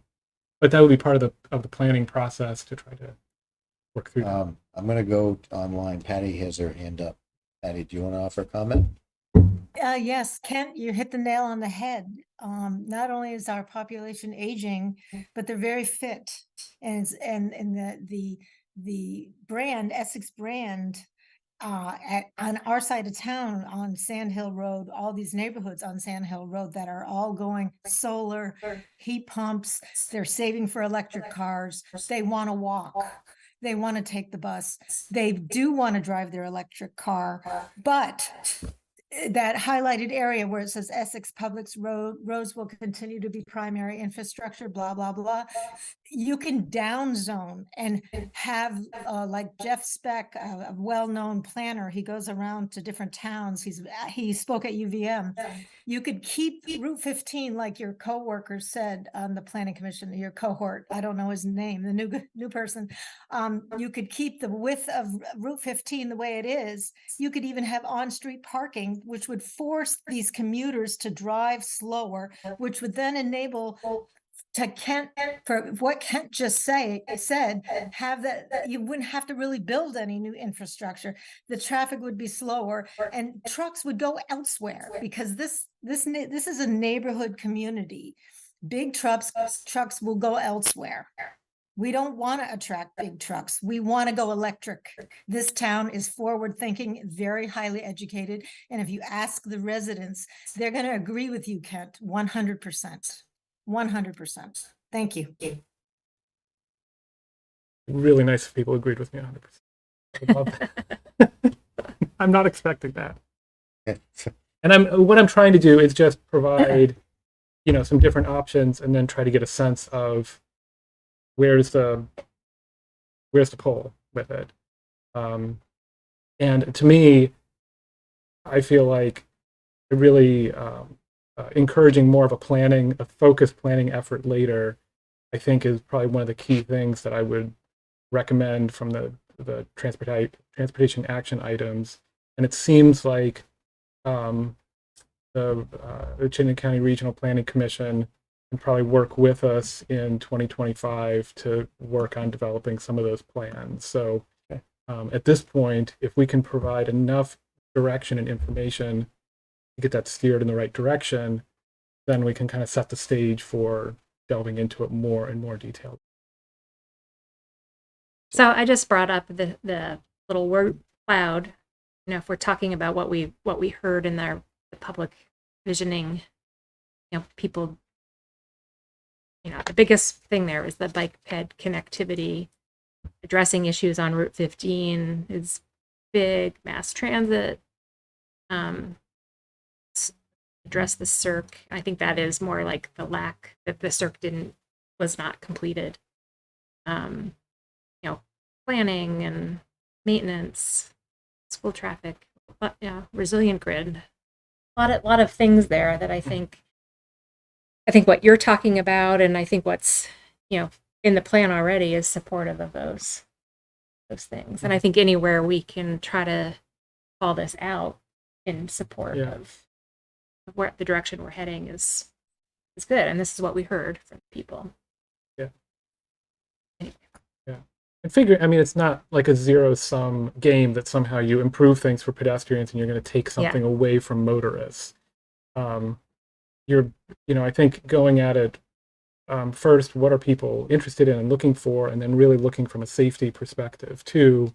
To me, well, probably for most of the public, you're thinking much more about congestion and how quickly can I get someplace. I'm much more interested in the safety part of it, and if somebody has to wait a little longer, they wait a little longer, but it's safer, and that's would be my preference, but not what most people are thinking about when they're in traffic. So, but we need more data to really look at that and provide a safe place, whether it's fixing broken sidewalks or having lighting or whatever it is, so that people can actually travel places safely. They just did a thing in Wales. It's very controversial. They reduced the speed limit on all urban streets to 20 miles an hour. And people are upset. But the thing is, they estimate that they'll save 2 lives annually. And, it's safety. Yeah, and in some ways you can reduce congestion that way too by having slower speeds, and it allows you to reclaim some of your road space because you don't need the roads that are as wide. But yeah, some places are really focusing in on the safety effort and making that a huge priority, having a real called a safe system approach where everything is focused back on the safety part, and it ends up improving people's mobility options too. They feel more comfortable walking. Kids can be more independent, and people who are older can be more engaged in their. Okay, let's continue on. I think of what other highlights to hit here. Okay. So one thing I thought might be helpful when talking about the primary challenges related to transportation, and I don't know if you can click on that first box up there to just kind of highlight it, is this area of Vermont, everywhere around here, it's been very auto-focused for a very long time. Everything's kind of grown up around it. We have a culture around it. That's a challenge of trying to come up with even reducing just traffic congestion. And there's not an easy way to somehow solve that problem. I think it might be worth kind of talking about, or at least thinking about. And we do have some really good options here. We're relatively flat. It's a relatively compact town that we have. We do have a lot of good options moving forward, and things can happen very incrementally. There doesn't have to be some pendulum swing that all of a sudden anything's drastically different. But to me, as I think about the challenges, that seems like a challenge to maybe highlight. So that's why I mentioned that there. And So are you suggesting adding another bullet point to that? Yeah, I was. I would actually suggest a separate bullet point Maybe for the last item you have in one of those bullets, the impact of regional through traffic. Because quite frankly, that's I think one of the biggest issues to be dealt with is the to and from going through. It's not, I don't believe that the community traffic itself is that significantly dangerous or crazy or whatever. I think when you add the community traffic and then you add the volume of traffic that uses Essex as a throughway, pass through, right, twice a day, Monday through Friday, and basically all day, Saturday and Sunday. That to me is a bigger issue, a bigger item to be looked at.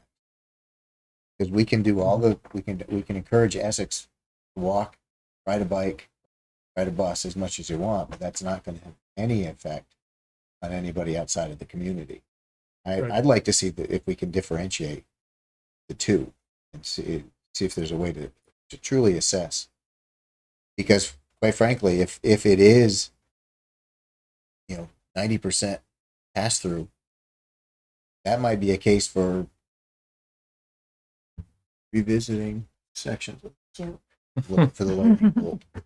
But I mean, that to me again, are we gonna try to re-engineer something that we're not going to be able to affect by changing the structure? I'm not arguing against any of this for study purposes, but is it going to affect the primary contributor, whether it's truck traffic or whether it's just through residential through traffic from other communities? I think some of that would kind of reveal itself if we had more data about the congestion, about where crashes are happening, where complaints are. I would even think doing traffic counts at the Essex Jericho border, and seeing what the based on the time of day, what, because that's the throughway out to all places beyond, and even potentially, well, you can't really do it on the village side because there's a huge traffic that goes to school there. So, anyways, I that to me is differentiating between residential traffic and pass-through traffic. I think the term you used, regional through traffic. I think it's pretty significant in how we guide ourselves going forward. Yeah. But you would also need to do probably 128. Yeah, I understood. And any of these things like this to look at, where's the traffic going? Anyways, Yeah.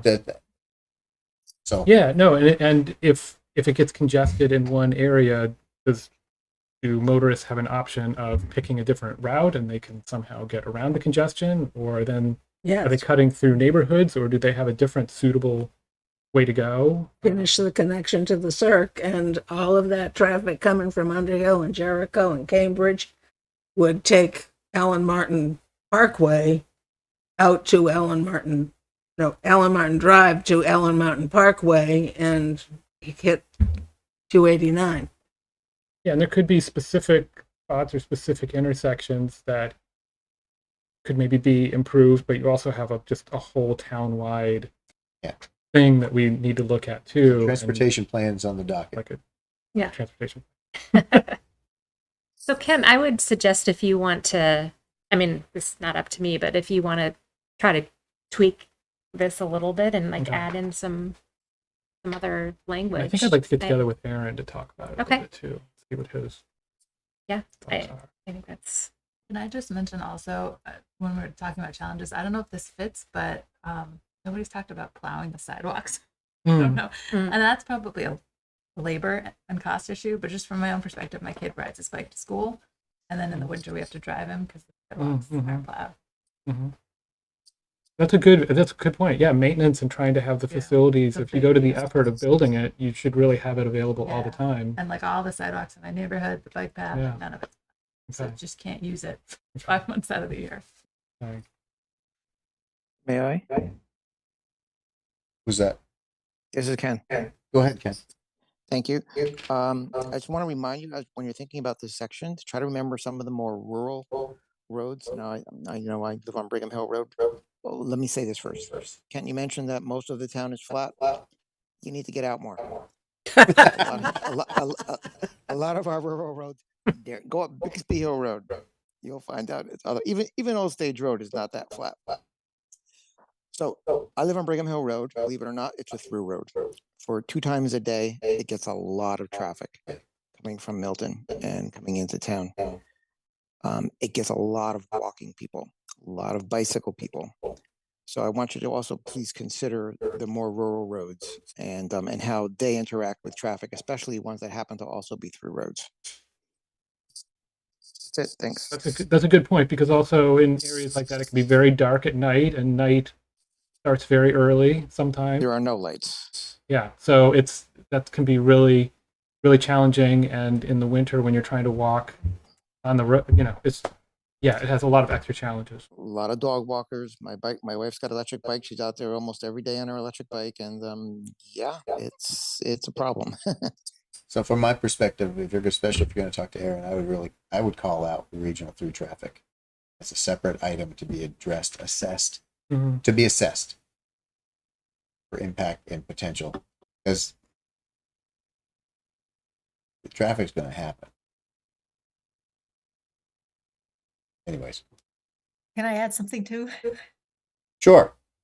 I just wanted to add that if you guys want to blow $12,000, it would be so worth every cent. I mean, I could contribute a little if you want to hire Jeff Speck,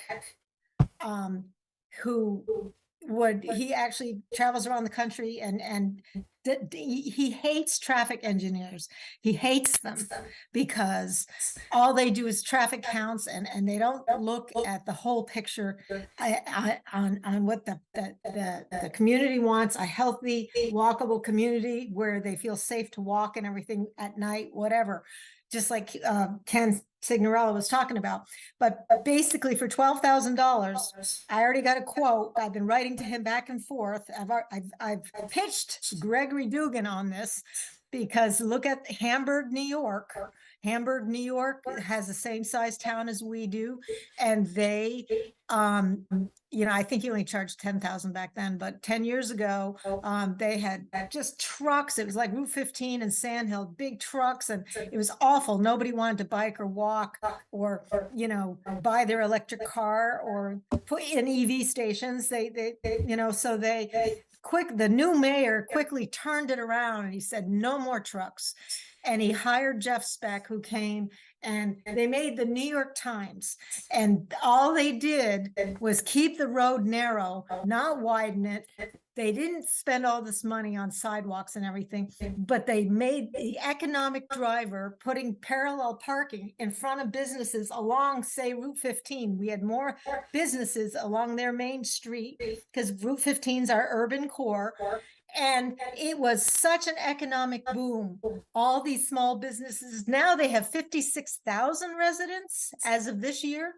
And they are one of the most highly diverse and wealthy communities. And that over 10 years, they now increased their population, not by building houses, but by making their main street, Route 15. They took over the Route 60, which was the town highway, the state highway for New York.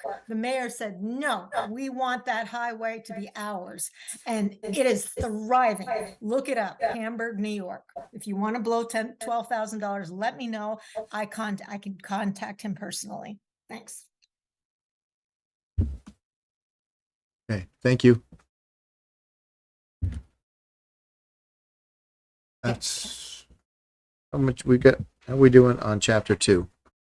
I don't think there's a whole lot more that there were comments on. Okay. We'll skip through a couple of those. That Okay. Tell me where to kind of stop. just small. Yeah, you can keep going.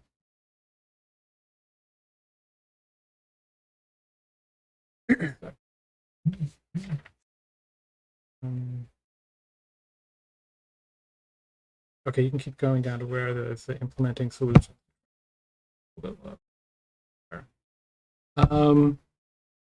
And can you click on that little box that goes with that? Yeah, so where I was going with this is it kind of is sounding like the town is very limited to do much of anything on our own to address traffic problems. And I'm not sure if that's really what we wanted to say here. I think we do have, it depends on the scale of what you're talking about, right? So plowing a sidewalk, that's things that could be really important to somebody that are at a small scale. Other things like that. I realize it is harder for us to unilaterally do like really big projects, but maybe we could reword this a little bit and maybe talk more about how the town collaborates with the other partners to address concerns, and maybe more of what either the town's role is or what the town's role would want to be in dealing with our own traffic. So I was kind of curious on where you're maybe going with that, or that was kind of my thought was it to give, say a little bit more about what the town's capacity is.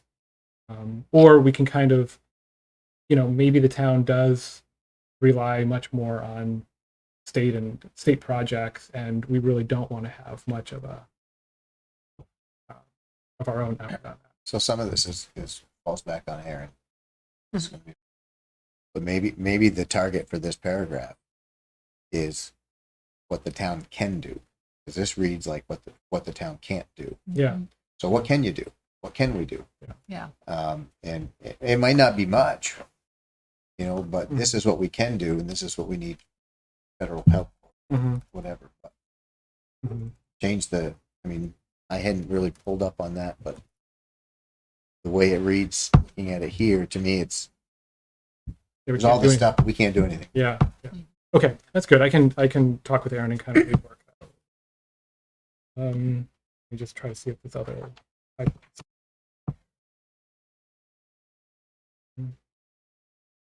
It goes back to what you were saying earlier about updates, upgrades. What can we do versus Right. Yeah. theme? So I was thinking in the public transit part, I have a really long comment there. More, I was just trying to get my ideas down. I think for most people, the biggest alternative for them that's not a car is going to be public transit, and really trying to highlight this section a bit more and talk about the things that we can do to try to help make transit work better for other people. There's not much transit service through the town, but we do have some. But we can make better connections to it, and it doesn't have to be done all at once. It can be done over a period of time, so you can walk from your neighborhood for 10 minutes to get out to the bus stop, and then you can ride the bus and you can get where you need to go. Or is that 10-minute walk out of your neighborhood so annoying and difficult that you're just going to drive because you probably already have a car? So, but how do we make it easier? And adding in just that context a bit more about, what can we do to support transit, and that really is a viable option that can work for a lot of people. Whether you have a car and you just prefer to not have to drive it all the time, or you have a disability and you'd like some other way to get to where you need to go. So I was thinking about adding in some more in that section to just highlight public transit a bit more. And I think that also just makes a really good case for just generally increasing pedestrian and bike infrastructure, because it increases the catchment area for public transit. So then as you have more and more people riding public transit, you can get more and more routine service too, because then the buses are more full, and then it works better, and you have this positive cycle. So I wanted to highlight that part. I think that sounds good, and I think remembering kind of in a different angle, but like what Ken was saying about there is a lot of rural Essex that it's might be pretty hard to get to transit. So what are some other options for the more rural areas? So it's not just, like I'm probably not going to ride my bike to a bus stop from where I live because I live out in the middle of nowhere. But maybe there is some other option for me that could be looked at. Yeah, in some places, some transit organizations have an on-demand system that they'll go off their route a certain amount if you call them ahead of time. And that can work really good for rural. So maybe areas. like when you're just add something like that in. Maybe it's time to relook at transit hubs as far as if you look at the park and ride Richmond, it's a destination for the buses either coming in or whatever, or so with our rural area, maybe we a parking facility for those folks who want to use the bus to go to the other areas. It's similar to the park and ride Richmond, which is a destination for transit. And we do have a senior bus here, and maybe looking at What's that schedule? I may need it. extending or enhancing that service in some way. Yeah. So that maybe it could, I don't know, make sort of regular runs to a hub where they can connect, where people can connect with another, with. Let's electrify that van. Well, in trying to make that as there's more demand, more service will be provided, which then makes it easier. So then there's more demand, and trying to just move that in the right direction, you need these steps, so that, if there's enough demand, there will be more bus service because it'll be profitable. But just keep in mind, as we've said over and over, there's a significant rural component, Yep. as we've identified from the Yep. beginning of the discussion, that it isn't necessarily the fact that we're going to get more riders because we can't get them here. So this is one where we're going to have to potentially create a funnel system before we're going to get more people in, make it a convenient process. You're not going to if I'm going to drive 8-9 miles or 5 miles to get to a park and ride, I'm going to drive the other 5 miles and go where I'm going. So I have complete access to my Right. schedule. So it's a longer term process, but it's not it's not just increase the number of riders and we'll get more buses.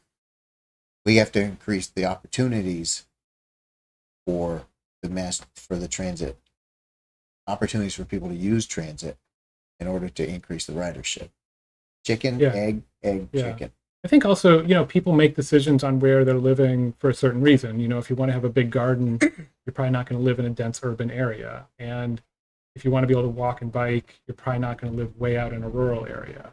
So people already kind of make those decisions, and it is going to be really hard to serve people in rural areas in any way other than a single occupant vehicle.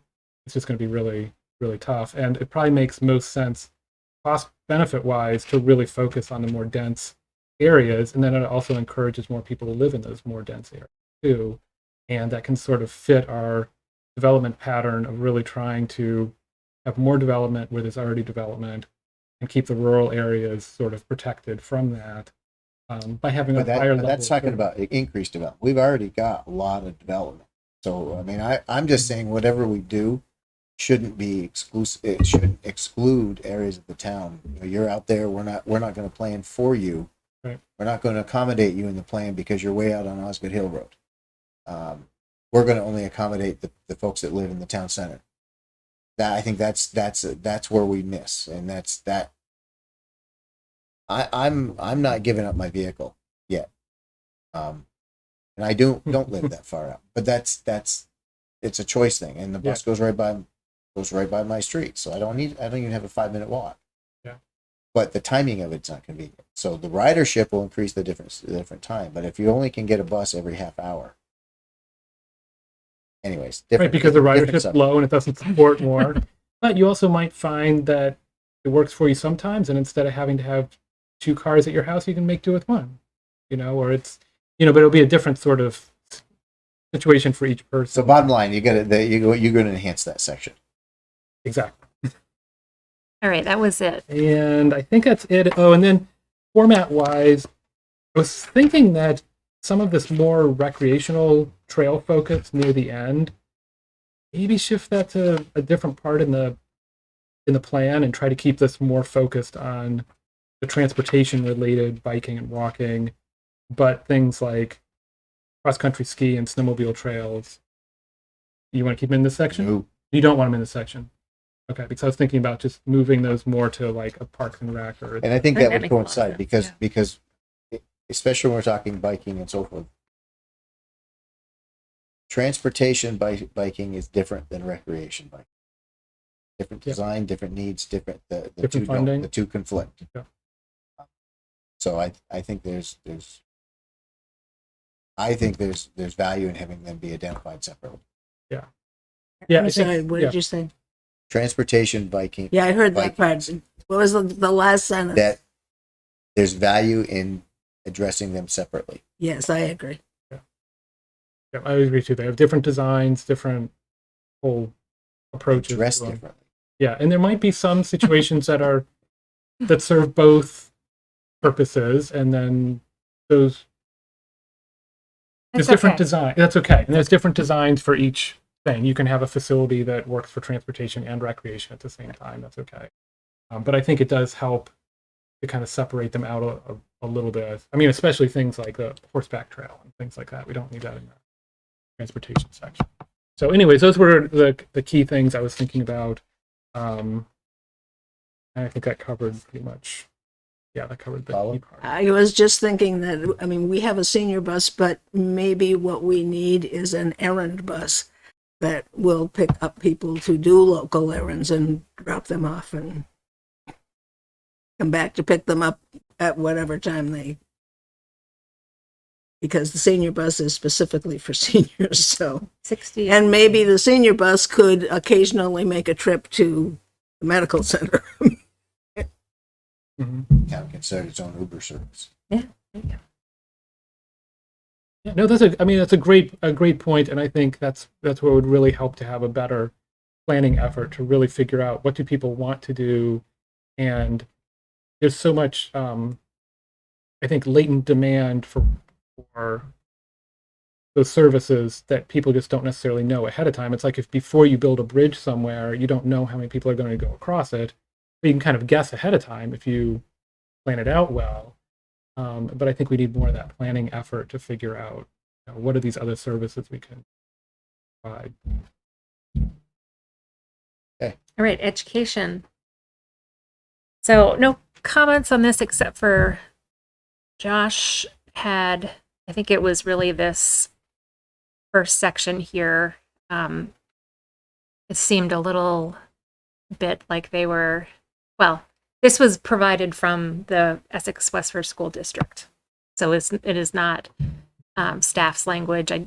I did pare down a lot what they said, but it's maybe too, what was the word you used, Josh? I said it read a little boostery, which is, isn't the worst thing if it's coming from them, but the rest of the chapter is sort of clinical sounding about here's the data, here's our plan, and this is 3 cheers for EWSD, which Yeah. again may be perfectly warranted. I think at least 3 of us on the commission have kids there, but it didn't seem to fit in terms of voice with the rest of the plan. There was a tone shift. There was a definite. It was a little abrupt. Okay, so I think that makes sense to try to tone it down or yeah. Does anyone want to take a stab at that? Josh? Volunteer?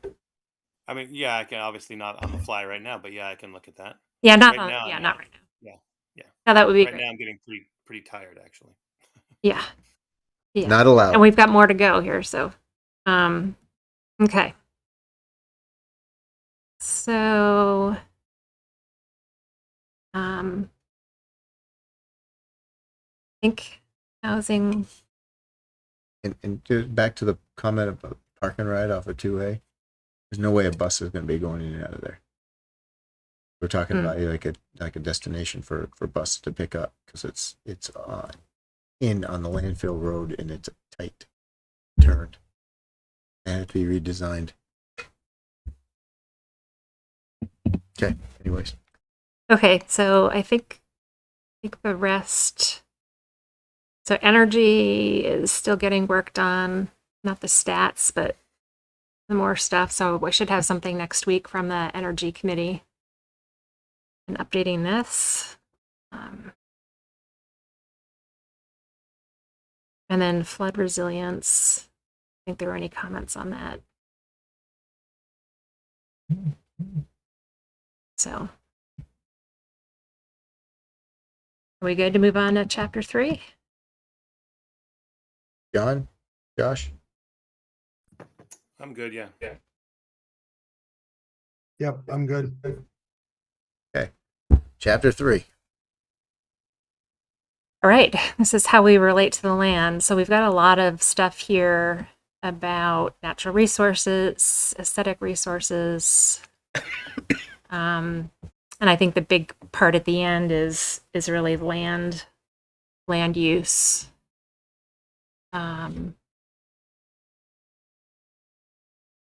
We've got some maps that are still being worked on that are going to be good, I think.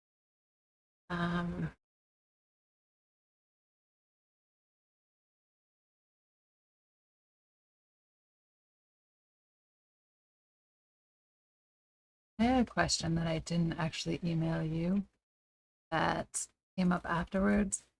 There's a section that talks about there's two sections that seem to contradict each other, and I wasn't just sure if maybe town zoning laws were in direct conflict with state laws around the citing of like renewable energy, because it seemed like there was a contradiction there, and I was confused, and I didn't know if it was state or if I was.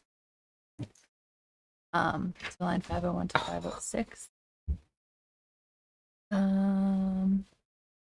Restricting citing standards until such standards are in place. So it's like we have a plan where is this old language is talking about we need to have stricter citing standards and the town will have little say until we do. But then in the previous above it had said that they were only able to be cited in like industrial and commercial districts.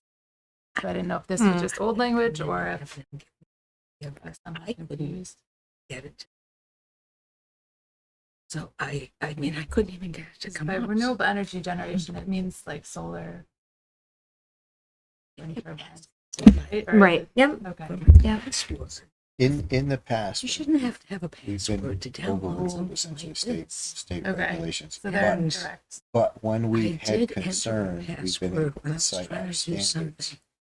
in responses. I don't know that they've ever had any value in responding, but we've used Okay. the So criteria in our you know, regulations wipe it out and start over. to form a response, I'm gonna have to negative come in response to the proposed Ye- antenna. Yeah, and Bless with my computer doesn't seem if we were to have an use my enhanced computer. energy plan, I think that's discussed in the introduction chapter a little bit, So which we developed one with Essex Junction, and the regional planning commission is It's saying been that we rough. can't use that because it's the data is too intermingled.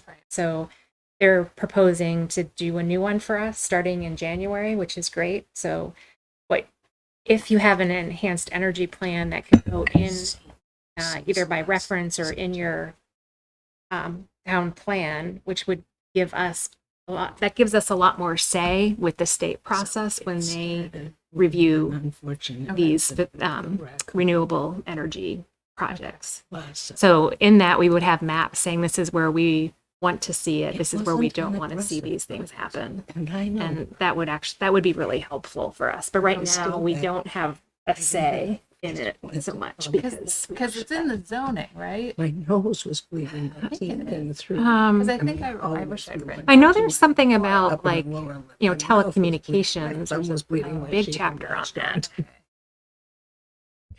I should have related where I thought I saw that. Didn't realize. But I think Let's see what it's But worth taking a look at that in here and just making sure we're not this missing something or Paula. contradicting. Okay. So I will take a look at that. Maybe I might reach out to you. Okay. Yeah. I'll see if I can find where I thought, and I very well could have. It was in some places that it was restricted. So the other change here is that there's, finally this Act 171 language is in here. So this has been vetted by various folks. So you have not had a chance to look at this. I don't believe I sent that out. So that just kind of got finalized, I think, today. Yeah. Yeah. So that's something that I'll make sure I get that to you so you can look at it. But the goal here is to try to meet the requirements of Act 171. We also already had a section here where we talked about forests and it said they're important, so it wasn't a total rewrite. But I think it's pretty good. And one of the goals really is to have some action of what are we going to do to try to protect these big forest blocks and connectors. And so we have action plans and some suggested ways to go about that. I won't get into that at this moment, but I'll send that out. Make sure that's posted for the public as well.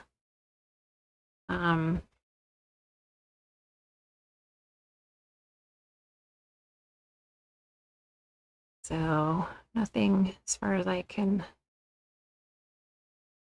really recall. I think there were a couple little maybe typo-y, or not typo, but like clarification things that people add. Oh, I moved this stone water tower section to the next place where we talk about town building, and the next chapter where we talk about town buildings. So land use is, I don't think there was much comment on this.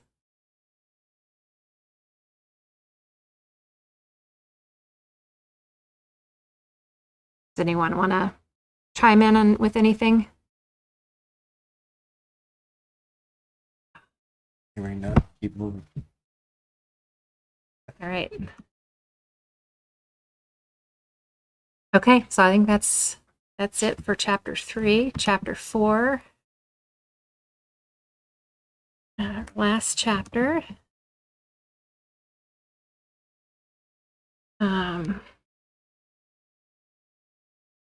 There's new language about the IT department in here. Georgia had some comments about the public works section, so that includes, public works, but also goes into stormwater and water sewer. So we worked together a little bit in just reformatting the whole section. So not really adding a whole lot of new language, but maybe clarifying some things. So all this park stuff, I think you saw. So I think it reads better now. And I think that was your assessment. Yeah, I just found sometimes the sentences were very long. Just had a hard time reading them. Yeah. So, I mean, there's a lot of stuff that's underlined, but some of it is just kind of moved around a little bit. So I'll make sure you get a chance to look at that. It didn't really change the focus of what we're trying to get at there. It was just making it more readable, hopefully useful. So, commissioners, how did this process work? I mean, Catherine got stuff to us well before the meeting. A chance to look through it, get it back, comments and stuff back to her. John, Josh, did this round go okay for you? I think it went okay. It's a lot to cover in one night. We didn't get the chapter 1 action plan stuff before the meeting, but I think it was a good exercise to go through it during the meeting as well. We probably could have spent even more time on that chapter. It was really good. But I worried that 4 chapters. Well, I was hoping that everybody had a lot to cover. Yeah, I was hoping that everybody had gone through. Catherine got stuff to us earlier, before tonight, obviously. And the idea we'd spoken about the last time around was for her to get them to us when she had them so that we could do our detailed review, before tonight. And tonight really was a summary. Well, there's a lot of new information tonight, but we kind of had to do this lift. Yeah. Catherine, are you guys feeling comfortable with the progress? I am, yeah. So just a reminder of next steps. So Regional Planning Commission is reviewing the town plan on the 15th of November, which means for that process and also for meeting state requirements, we need to have a draft finalized by I think it's like the 13th of October. You have a meeting on the 12th of October. So my thought was at that meeting, which is your next meeting, if this gets approved. That doesn't mean you can't make changes at the public hearing. And the Regional Planning Commission might have some suggested changes as well. So I think we still can keep working on refining things. But we just need to... I would think at that point our refinement should wait until we've had public hearing and until we've had comments back from I would say in the only case where maybe, if Kent is still working on some of the stuff he got direction from tonight or me as well, we can do that kind of thing. We we have conflicts with applications in the next meeting? I think we only have one application, right? It's the old Pump Road Pump one Road, coming yep, just that back. one. Yeah. Yep. Not on the consent agenda.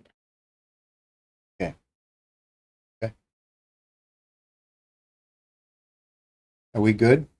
Questions, Georgia, Trevor? No, This is a lot of, I mean, this is a good, it was long. I agree with you, John, but I do feel I feel it was pretty productive. And this is the other side of this is the other hat we wear. So this is the other lift. You guys did a lot of work on it. So, I mean, it shows getting it to this point. A heck of a lot of work. Yeah, and been great having, some planning commissioners, but and also other boards and committees being a part of the process. It's been great. Ken's still on. Ken, thank you for your input tonight and the stuff you got to her ahead of time. You're welcome. We good to move off from town plan? Good. Okay. This was very positive. So we now have to move for the minutes. I need the next item on the agenda is approval of the minutes from September 14th. So I'd take a motion for the minutes of September 14th. I'll make a motion that we approve the minutes from September 14th. I'll second the motion. Moved by Georgia, seconded by Trevor. Does anyone want to offer any amendments to the minutes as written? Hearing none. All those in favor of the minutes as presented signify by saying aye. Aye. Aye. I Minutes pass 5-0. Don't believe we have any other business. We do have an approval letter that needs to be signed. Catherine, do you want the three of us here to sign it, and then We'll try to get Josh, somebody- John, or anybody else to come in later? Yes, let's shoot for that. If that doesn't work, we can send it out electronically. can come in tomorrow if needed. Oh, thank you. That would be super. Okay.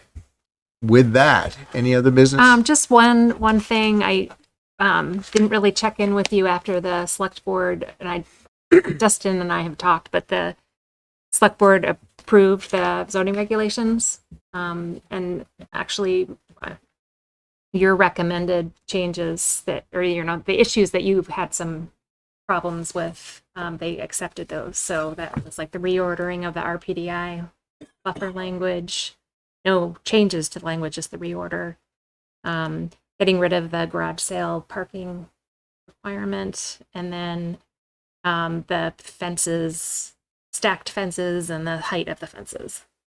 They did request that you take a look at that again, not the stacking fences necessarily, but height.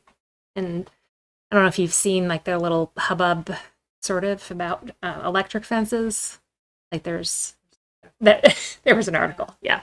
So, maybe taking a look at that. Planning Commission or the Select Board knows that they can't make you do anything, but just said if you want to look at that at your next round of zoning regulations. About electric and barbed wire. Yeah, barbed wire got taken out. The Select Board took that out, but they kept the language, which you were fine with. That actually, Ethan Lawrence has suggested that change on the Select Board. So it's pretty close to what you had said, what you had proposed, but For agricultural Just for uses, is that what we're talking yeah. Yep. Okay. That's it. With that, take a motion to adjourn. Move, we adjourn. about? Second. All those in favor? Aye. Opposed? Motion carries 5.5-0. Or is that 5?